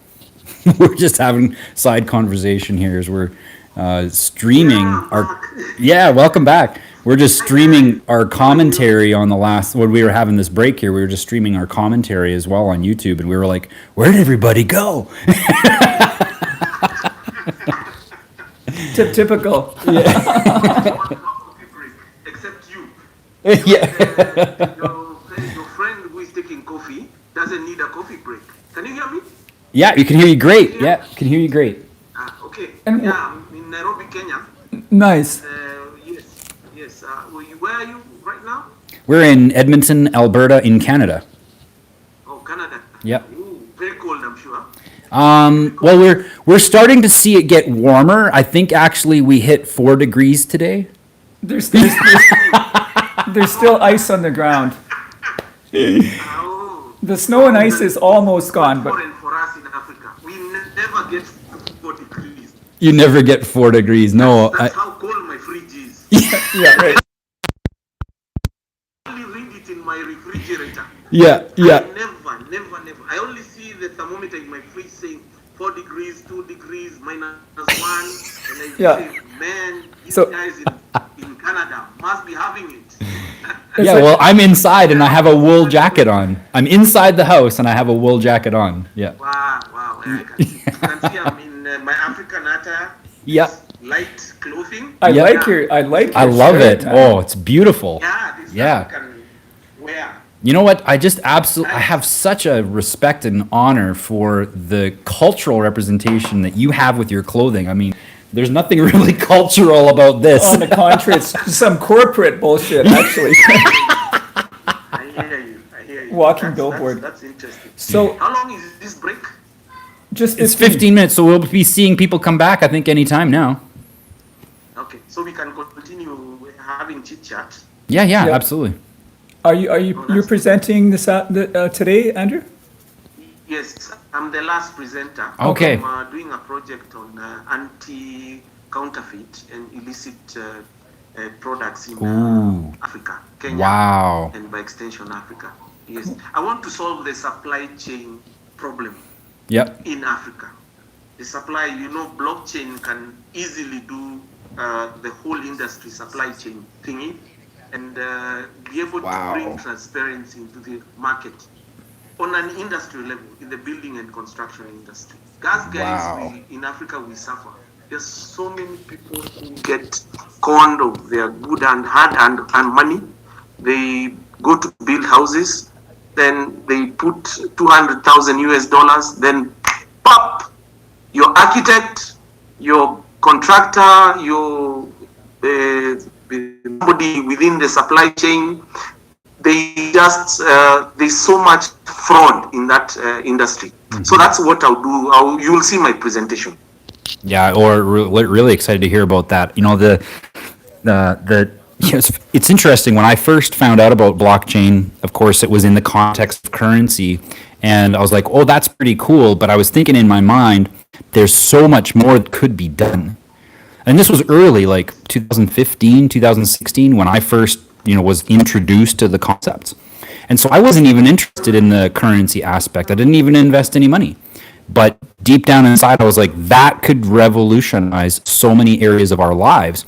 And, this great example, what you have to present today is nothing short of amazing, because it holds people accountable. It actually incentivizes integrity. Exactly. That is some of the things that we lack in Africa. And the whole aspect of poverty, why poverty propagates in third world countries, is lack of transparency. The legacy systems and the governments, these systems are so corrupt. There's a lot of bribery. Nothing can move. Everything that you call anything that is contribution within the economy is always lost in leakages, Yep. Somebody corrupt, somebody taxes are lost, we go build government expenditure, nothing works. Medical, the whole docket in medical in government hospitals, there are no medicines. You go to the government, you see a doctor, then you're told you're sick, malaria, but we don't have medicine, go to a private hospital. These are poor people that you're telling, look, now go spend $100. Poor people in Africa don't have $100. Yeah. Spend on a malaria medicine. Yeah, that's something else. Do you want to say something? Yeah. Oh, there's Thibaut. Oh, Thibaut's back. We're probably going to get rolling here. Yep, we're going to get rolling again. We're going to wait. Thanks for the chat. Thank you so much, Andrew. We're going to hear you later. Good luck. Should I say good luck? Seems like the breakout room will be restarted. We just pop back in again after it closes? Yeah. Okay, sounds good.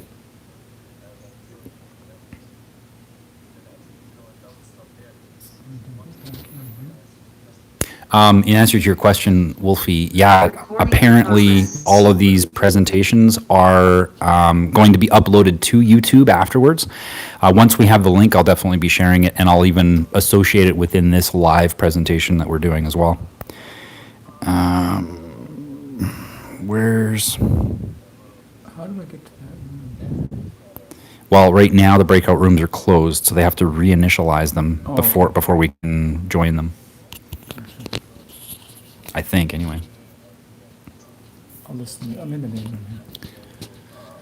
On a Friday until voting happens, and this has been that way since Fund.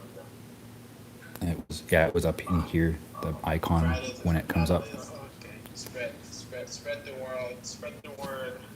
Oh, TCT. Oh, I gotta message him.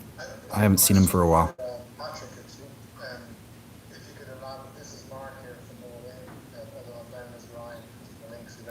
Okay. I'm just wondering if you could expand a little bit on, you mentioned user interface, it's simple and reducing the complexities of Cardano. How many sort of iterations, maybe just expand? Is that room open yet? Version Do 1, we know? and how you maybe... I don't see it up yet. Yeah, so version 1, as I said, was done very quickly. So that was sorry to interrupt, but there seems to be a discussion in the chat that the breakout rooms all disappeared. Right. We're all in your chat, by the way, because everybody's landed in this room, so I don't know what's going on. they were stopped. They already started from 2, but it was stopped. Okay, so yeah, they're fixing it right now. Breakout rooms got closed for some reason here. They're gonna fix it up, and we'll be back in. Can stop freaking out now for a while. How do you really feel about Patrick? Not Patrick, about iPad, about Oh, I see. life in general, about Zoom, about Oh, all and these this, corporations. all these and blah, blah, corporations. blah. Yeah, I know. So I think what we'll do is Patrick, if you're willing to answer that question that you were kind of speaking to just now, and then after that we'll get everybody into the breakout rooms, and then Patrick, because we'll have so many questions for you. I don't want to just let people know that they can message you or directly or anything, but if there's any good Pretty spot cool. where people do want to contact you, maybe that's the NFT. And right now, yeah, there's 142 participants, I also don't want to just all working to better humanity. but if you're willing to just let us know where the best place is to reach out, and if you want to kind of answer that last question, and then we'll go into the breakout rooms for round two. We can do so. Yeah, sounds Round like, 2 breakout rooms. Oh, they're up. it's down. Breakout room 9, 10. Try to improve the user experience, especially Breakout room 10. Here we go.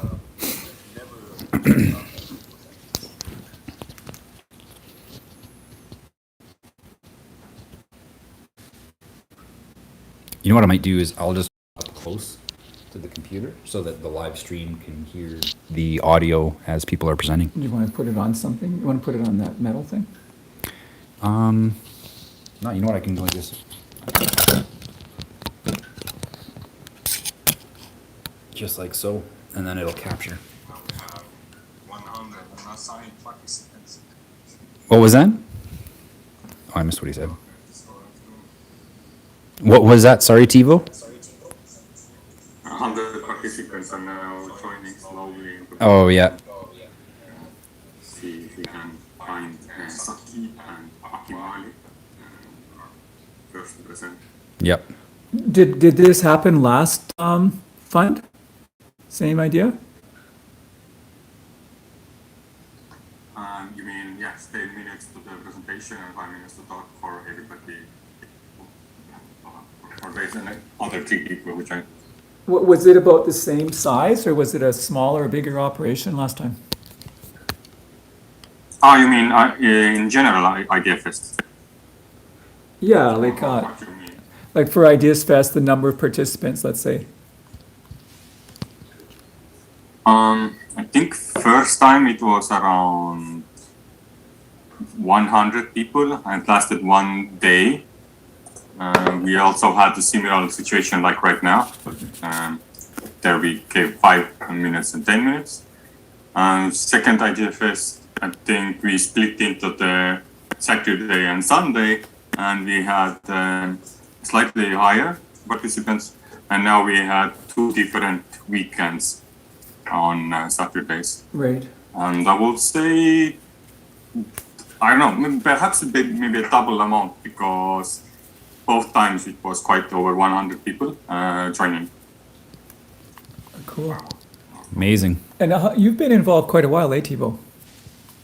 Yeah, I was one of the lucky ones when I in the summit talked in Vitor and like, oh, this is great idea. Let's try this, and then got invited into Fund8, and now A veteran. we have now been part of this, and so many ideas have crossed mind, and so many ideas abundant, and learning as I go, and still learning how to even propose, even though I do it almost every fund. No kidding. Yep. One thing I learned was that it's way more fun to do ideation or proposals or anything together compared to doing it alone. Because I started alone, but now I never want to go back. Like, why waste time if you could do it together? Oh, for sure. Yeah, it's amazing. All right, I think we have given enough time for people to rejoin. Is John with the proposal decriminalize and decentralize in this room? That's, Very cool. yeah, that's good. Or somebody who represents him?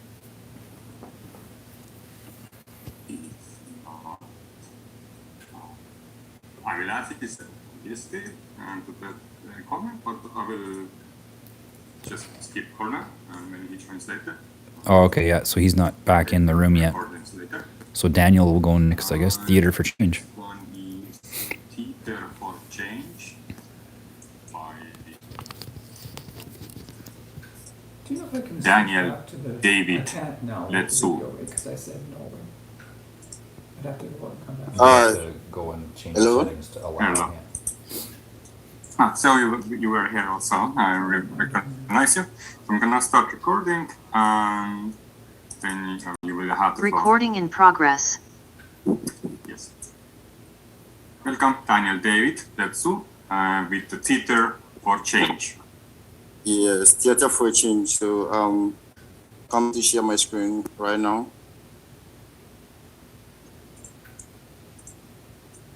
This guy got a lot of attention, actually. Daniel? This Theater for Change. Okay. Oh, I hope everybody can see my screen. Yes, you can see. I commented on it. Okay, so my name is Daniel Develezu, presenting from Ghana, and my project title is Theater for a Change and is under the Film and Media Creative Unite.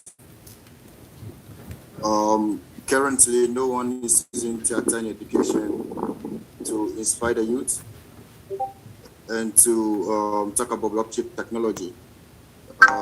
So I put in a proposal that is going to use theater in education as an alternative method of learning, to use sound, emotions, and gestures to communicate the message about blockchain technology to secondary schools. And our target, our students and teachers, we want to use currently the only way you can know about Cardano is to either you browse the internet to read about Cardano, or maybe a friend will tell you, but I believe there are so many alternative ways that students use to learn, especially when you involve them in the learning. So our target are students from the secondary schools, then students from the technical field, and then we're also looking at teachers that will adopt blockchain technology and include it in their extracurricular activities. So theater and education, this is what we are going to use. This is what we are going to do. Assemble the students, then we have a theater group that are going to meet with the students to use a rare case scenario to educate the student about blockchain technology, and then the applications of blockchain, then what Cardano can be used for. And we will be focusing more about the safety side of it. So we'll be creating a user case, like let's say Mr. Patrick have created your real account, and instead of him to put his seed phrase in the safe place, he didn't do that.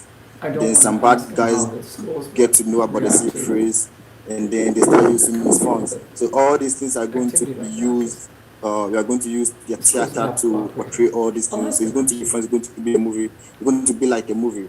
So we are going to record all these things. As you can see over here, this is also theater in action. There we are also educating students about topical issues. And this time we are going to use user case studies from the ecosystem. So this project is going to have a great impact on students, and then, like I said earlier on, it's going to make disseminating of information also very easy. Very easy for students to understand, process, and then retain such information we are coming to give. And then we all know that when it comes to blockchain, it has some complex topics that it will need involvement and human emotions and interpersonal relationship to explain.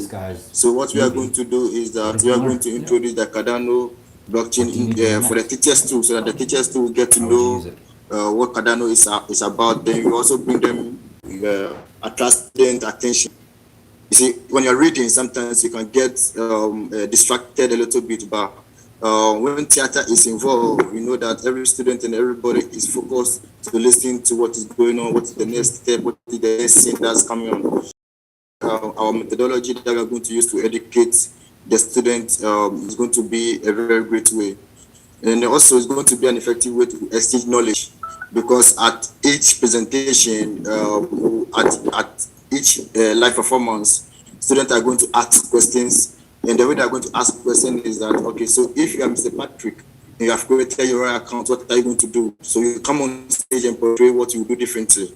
So it's about exchanging of knowledge and then to create intentions and then correct the myth about Cardano blockchain. There are a lot of, you come to Africa and Ghana, when you mention Cardano, you mention blockchain, nobody wants to listen to it because they think it's fraud, it's scam, and like they all have their own conclusion about it. So this theater education is going to help them, is going to help the student to have a clear and good understanding about what the Cardano is all about. So the first month after post-funding, we are going to identify 6 secondary schools. Then at the same month, we are going to start writing out, we have a script already, and then we are going to polish it to suit our target audience. Then the second month, we are going to have 4 theater performances in 4 secondary schools. Then on the third month, we are looking at, by the third month, we are looking that we have to be able to perform 6 theater performances, which is going to cover 6 schools. Then the third month, we are going to edit all this video, and then we will upload these videos on the internet. So at the end of all this project, this is a 3-month project. We are expecting to get 1,000 students that we are going to introduce and onboard on the Cardano blockchain technology. These 1,000 students, all of them are going to have your own accounts. We are going to teach them how they can get involved in NFTs, how they can buy and hold, delegate their headers. And then we're also looking at teachers and professors that are going to be enrolled on Catalyst, and then they also getting familiar with Cardano applications and case studies. So at the end of the show, both students and teachers all of them should be able to enroll on the Cardano ecosystem, which is our main aim, is to like use the theater and education to enroll people to understand and then get interest in Cardano blockchain technology. Wow. So seeing students, what success looks like is seeing students using Cardano as their final year project work. And this is going to be how some that we hear that students in Ghana are developing applications and they are solving issues using Cardano blockchain for their final year project. And then we're also looking at schools adopting Cardano into their extra curricular activities. And then we are also looking at theater for change videos being used as an educational materials in Cardano conferences. So this is all about the project. Thank you very much. And if you have a question, feel free to ask. That's great. Yeah, Paul, Michael. Hi there. That is super interesting, Daniel. I'm an educator, so I'm really keenly interested in theater. Is very powerful, as you say. So one question is, what kind of response have you had from schools? Do you have some allies in the schools? I know teachers are very jealous of their time usually. So how's that going? Okay, that's very true. So what I plan doing is that I'm going to use the schools that I've attended before. All the students, the teachers know me. I'm a very good student over there. So when I take in their proposal there, I'm not sure they're going to turn it down. So we are going to start from the schools that I am involved in. And then I'm not alone. I have a team that I'm working with. So these teams too are going to talk to their schools that they were alumni. Oh, so the secondary school and the colleges that we have attended before, that we are past students over there. So when we approach them, they know that these people were students over here, and then whatever they are bringing is going to be positive and it's going to have an impact on the students. Yeah, that's great. And just by the way, I hope this is appropriate to say, but our Study Buddy program, we would love to do that with your students, because it's one thing to give a presentation that might be amazing, and then a week later, a month later, forgot about it, right? That's typical, right? The application after the fact, right? So with the Study Buddy thing, it'd be hooking up 3 learners and how they follow up, and they would do that like 3 times, and that to actually get it going. So if you would like to, we would love to collaborate with you in that way. Sure, that would be awesome. That would be nice. And if we can do it online, it could be even Do these kids have connectivity? Do they have connections like at home, or do they connect at school only, or?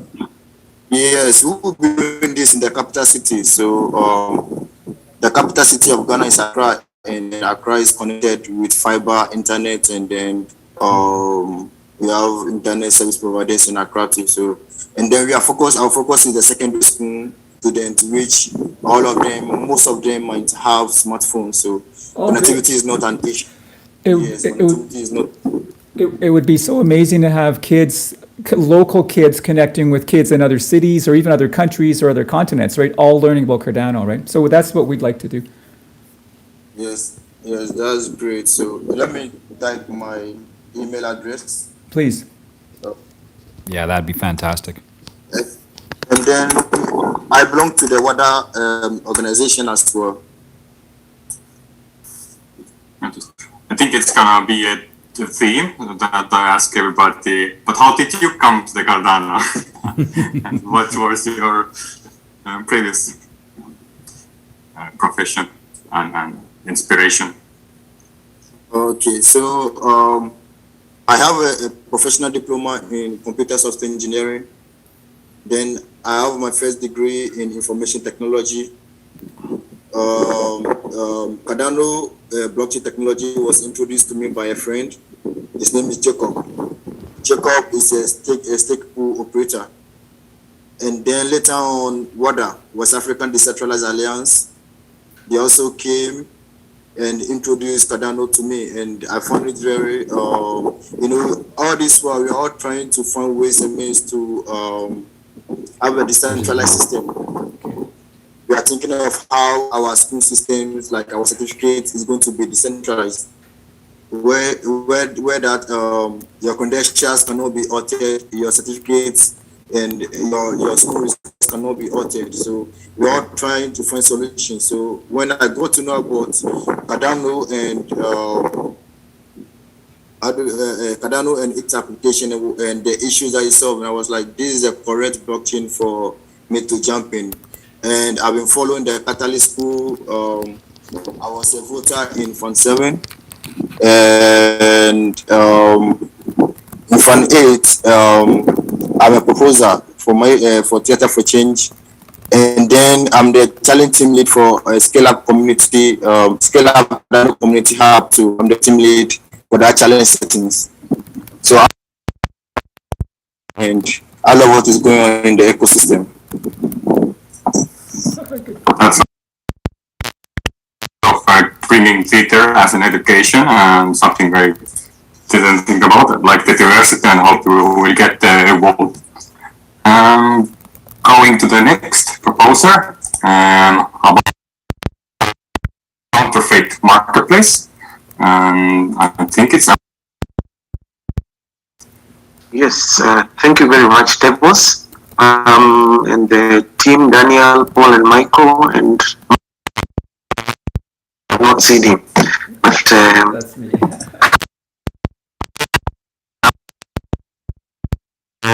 You will excuse me, I'll have to put off my screen because of. But when I put it off, the video, I hear you guys. So just please allow presentation through the chair table. Is it okay? Yeah, it's okay. Okay, fine. Yeah. Let me share the screen. One second, just 1 second. Can you hear me, guys? We can hear you loud and clear. Okay. Can you see the proposal? You can see building. Hopefully not. No. Yes. You start the timer? You're starting? The name is... You can start. The clock and we do it simultaneously. Yes, my name is... I'm here to present to the good Catalyst team and community members the counterfeit and illicit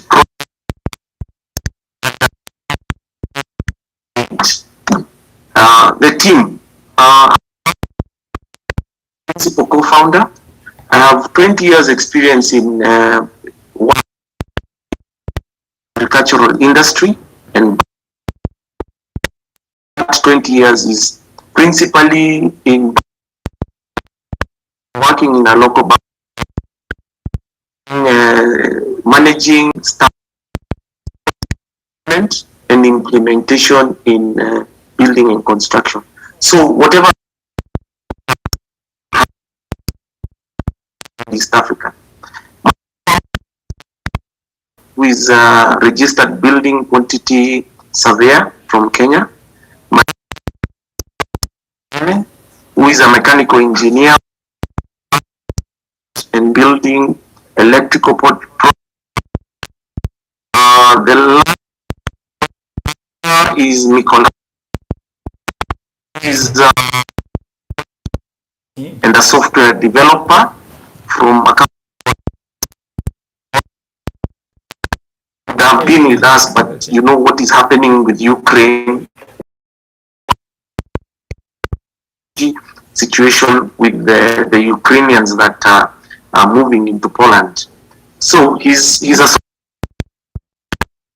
skills are in big data, DevOps. Okay. Next, counterfeit and illicit product problem in building and construction in Kenya and has revealed the core problem in building and construction as follows. And per se is the proliferation of counterfeit Taiwan? and physical products in building and construction industry, the sector. These comprise of the cement industry, the building, steel and aluminium industry, the building electrical industry, building stones and aggregate material, that's the in the construction process, building timber and wood, interior deck, electronics, and the second fundamental problem within that industry is the market. Talk of manipulation and collusion of stakeholders.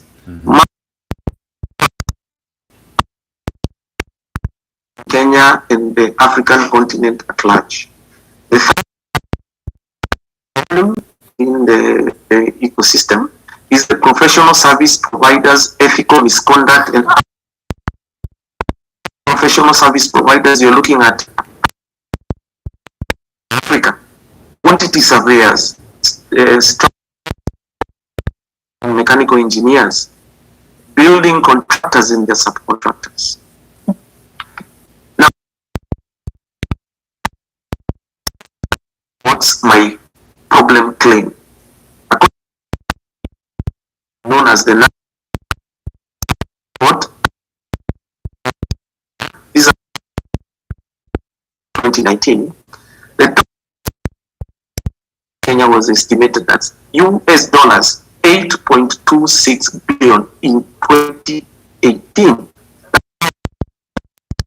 Trade is 8.26 billion US dollars in Kenya.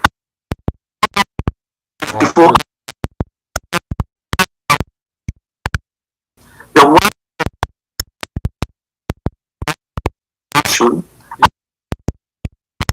of the 8.26 billion US dollars. So that,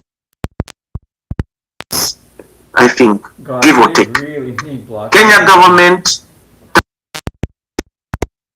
Yeah, they needed contracts that work. Yeah, they need contracts that work. Yeah, exactly. 1.53 billion in 2017 and 2018 respectively. That's how much the government of Kenya lost, just one government in one country, in terms of the lost revenues, in terms of goods that are not taxed. The consequences are losses in legitimate trade for the manufacturers who don't get to sell their products because other guys sell products in the market at a cheaper price, and they use their brand or their IP to sell products which are fake, massive losses in government tax revenue, as you have seen in the point above, and the lost investment and employment opportunity. Ladies and gentlemen, that is how bad this problem is in Africa. In Kenya, this is the empirical research. It's in black and white in our presentation. Let's build a which, building. I'll show you. Let's build a building that At doesn't the stay end of straight. the link for idea scale, so that you can go and look at the bigger report. I cannot present everything here. Now, moving on, the solution. Phase 1 of Phase 4, Project Catalyst Fund 8. We are seeking to develop an industry-level digital blockchain supply chain management application linked to a competitive product price bidding platform. I'll show you in a minute how that looks out. There's a diagram. Hold on, hold your horses. We will use Atala Prism for identity registration, verification, and authentication of stakeholders and their transactions within the ecosystem. The framework for the proposed African digital marketplace, a pilot test will be undertaken in either Kenya or Tanzania or Rwanda cement manufacturing. As you know, in the beginning of this presentation, I had said that we will take just one industry to do the pilot testing. We cannot do all the pilot testing at the same time in the steel, in the wood and timber sectors. So we just want to start with the steel and look at the supply chain management system on blockchain. We want to implement blockchain for all the factories or 3 factories as a pilot test. To make this example very simple, cement manufacturing is basically divided into 3 generic products. That's grade 33, grade 43, and grade 53. Now, I have a diagram here that I'll spend a little bit more time so that you can appreciate the veracity of this presentation and the actual theme. So what we are looking at is taking, sorry, let me do something blocking here. We are looking at the factory level. At level 0, we'll have the factories. Factory A, Factory B, Factory C. Each factory will be producing the generic format of the cement, grade 33, grade 43, grade 53. They may differ in brands, but we are going to take the grades as the common base. Each factory, when they produce these grades, they funnel down their supply to the next level. That's level 1, which is the wholesale level. The wholesalers, wholesaler 1, wholesaler 2, I hope you can all see, ladies and gentlemen. Hope it's a little bit clear on your end. Please tell me, can you see? It's good.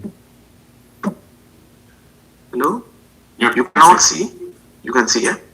So what we are looking at is now the products funneling down the supply chain to the wholesalers, 1, 2, 3. And then after buying land, they recently found out about Cardano last week, and I'm still yet to get hold of them. And there's also Empower, which is in Mozambique. They're also in East Africa. You know that. And I've also reached out to them. They're using a very different NFT methodology of funding housing in Africa, which is, it's a little bit different from what we are doing, but we are all going to solve housing problem. So there's no conflict. There's no point of anything that can have a disruption between our projects. Mm-hmm. I'll ask him. And regarding the platform for pricing, is there any partnerships, or this is a built-in house-built product? Hello, I can't. Okay, the pricing platform. Yeah. I can't hear you. Sorry, I didn't hear the last part. You said pricing platform. Sorry, is that product built yourself, or like with your team, or this is also some partnerships opportunities? Yes, no, we developed the concept from start to end, and Glinka, Mikalaj Glinka is going to be developing the whole platform from the supply chain and the pricing product, because that is what we discussed with them from in Poland. But we are open to any other developers that can come in, because this is something that is value add to the customer.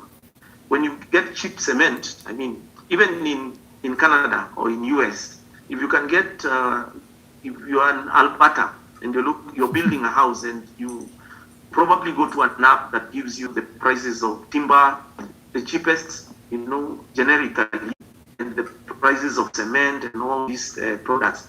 I believe this is a value, is an extremely advantageous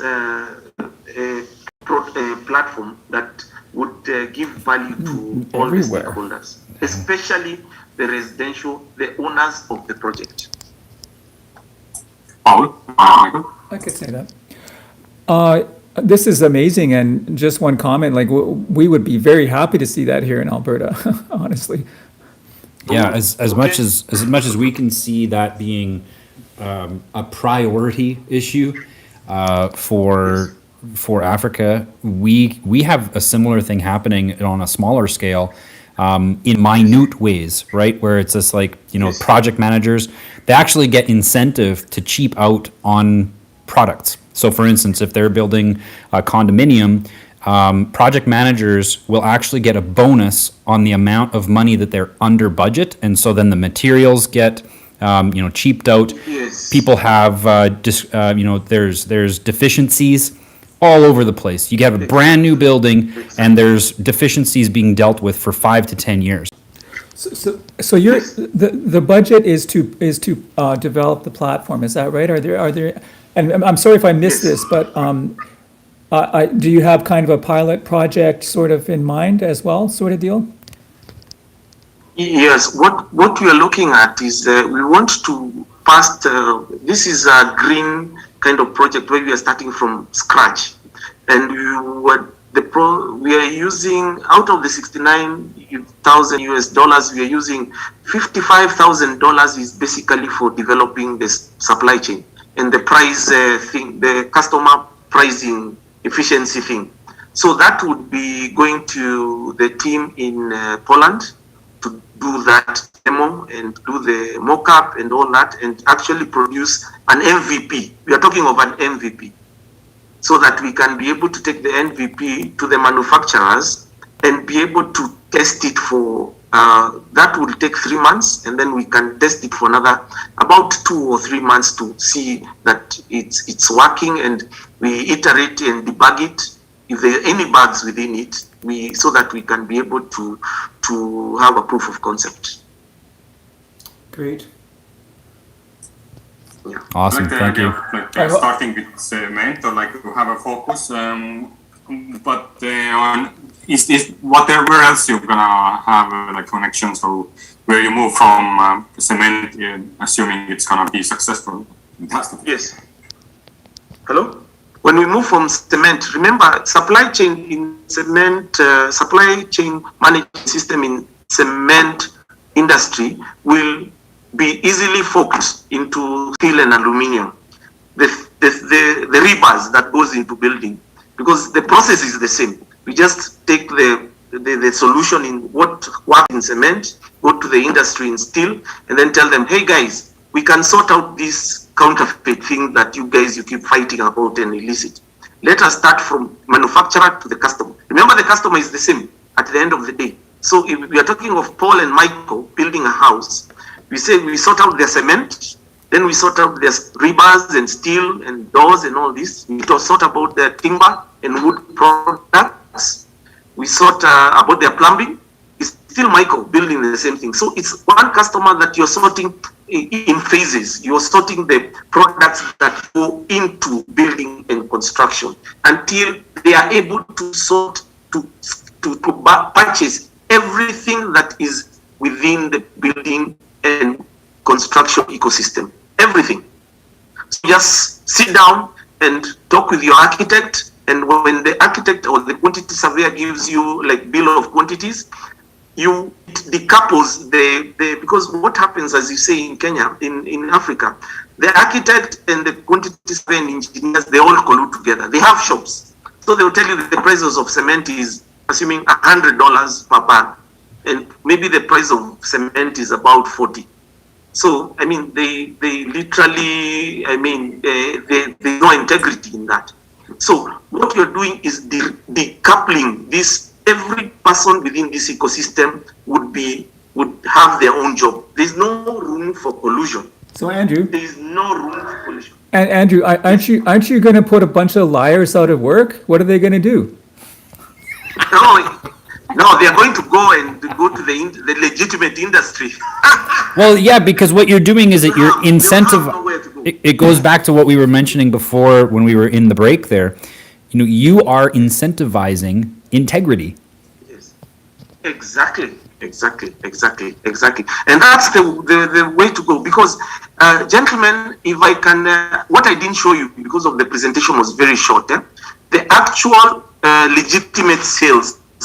In Kenya, we have six cement manufacturers. Just six in the whole of Kenya. Their total sales turnover for 2019 was USD 700,000, $7 million.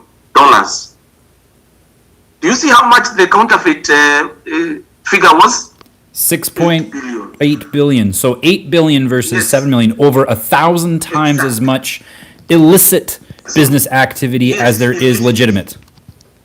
Yeah. So that is the business. The 8 billion is what I want to funnel into legitimate business. So the manufacturers, I'm going to be a darling for the manufacturers and say, oh my God, where have you been? Honestly. Because I'm going to you guys, you are losing money. Yeah? And probably monetization, we are going to charge them a token. The platform would be a SaaS, would be maybe charging them pennies for every sale that is sold. No manufacturer, we have talked to them. They say, bring us the solution. Cardano, bring it. We are going to take it. Because that is a very big problem in Africa. But it's a global problem. The illicit trade is a global problem. But in Africa, it is really bad. Yeah. Because we have professional fraud, we have product fraud, and cartels inside and outside the industry who manipulate, arbitrage, who manipulate the whole system. So if you are able to handle all these people, you know, you de-risk the professionals, you de-risk the product, and you de-risk this other component, you are able to clean that industry. So, and the manufacturer and the customer are the darlings of this thing. You love it. So you're not in some quarters then? Yes, I know. And in fact, somebody even actually anonymously threatened me that if this thing goes through, that I may lose something, but I don't want to say. But I'm not scared about it. I'm a person of integrity. I was brought up with integrity, and I want to see integrity in my lifetime. Yeah. In the industry, having integrity in my lifetime. So please pray for me. Pray for Africa. Oh yeah. No, that's so inspiring, Andrew. Revolutionize the whole industry. Very Great. wonderful. Yeah, and please vote for us and your friends. We will. Thank you, Andrew, for sharing your proposal. Yes. I also encourage everybody to vote for the intention to solve these kinds of problems. Yes. And with this, I conclude the Ideafest. Thank you for joining. Thank you. Recording stopped. Okay. Wow. Thanks a lot, everybody. Me. Thank you very much. Good day. Good day. Good weekend. Great weekend. Bye. Thank you. Bye-bye. Hey, Paul, if you have a bit of time, regarding the educational content and stuff, and also Daniel, if you're here, I'm wondering, because we are about to launch Catalyst School website very soon, and we're doing like courses and workshop sessions. I would wonder if there is a room for like collaboration to create more like for example, Daniel, like some theater videos or more pictures. And when you mentioned about this textography of like what you even people say in the theater, maybe some kind of snippets of that and incorporate into that kind of Catalyst School website if they are related to community advisors, proposers, introducing to Catalyst. So that's a little scope in in the website, and we're not going to explain like blockchain, but more how to participate in this community and how to take part in the catalyst, and wonder if any light bulbs popped up and see opportunity. Well, I see some huge potential in that, because we can essentially kind of be the idea of having that crowdsourced repository of perspective and ideas and training and all that stuff. Like, we could be a curator of that and feed it right directly into that. Our website is built, basically we are integrating it with Gitbook, so we have like one page which is open source and everybody can, well, not everybody, we still have to give access, yeah. But it kind of flows to the website, which is more neat and more friendly and colorful, and yeah, so there is a repository so in case somebody else has also their educational content, they will have the opportunity to do that format. Right, but what we're saying is that Modig could be kind of like that area where people learn, or the area where people get assessed on whether or not they can be a contributor to that project. Hang on. It seems like with the proposals we've already got, there are two, well, actually all three of them could contribute to that. One is to, like, we are not in the business of creating tutorials. We're not going to get into creating content at all, because so many people are doing that. And what's needed is a big overall map. And you could even call it a course map. So that's what the needs assessment thing is about. Like, what are all the competencies? Just identifying all those competencies. Someone goes into a Prism, what do they need to know? Like, what do they need to be able to do, I mean? And we're not going to source how to do that. That other people can actually do the teaching. We are just laying out the map. So that's one piece. And then the second piece that's really interesting, and I don't know if you've been in touch with Alison Fromm on that, but I've been talking to James over in the PBL and the Plutus School. And our study buddy thing is a way for people to follow up on what they learn. Because it's one thing to learn it, you read it or whatever, you hear it, and then you're on your own, right? And yes, we have Discord and we can ask questions, but we're talking about an actual agreement, an actual contract, 3 people, we're going to learn something, we're going to check, we're each going to learn our own thing, but we're going to check in, for example, 3 times, it's in a little contract, it could even have an escrow thing, so that if it's really important for you to learn something, you just follow through on your intention, and it's a little bit formalized. That's what Study Buddy is all about. So when people are really seriously learning, like Plutus or Haskell or whatever, they could have that extra level of support, right? So yeah, in that sense, I think what we can help you with is the content, because we have a lot of like thought into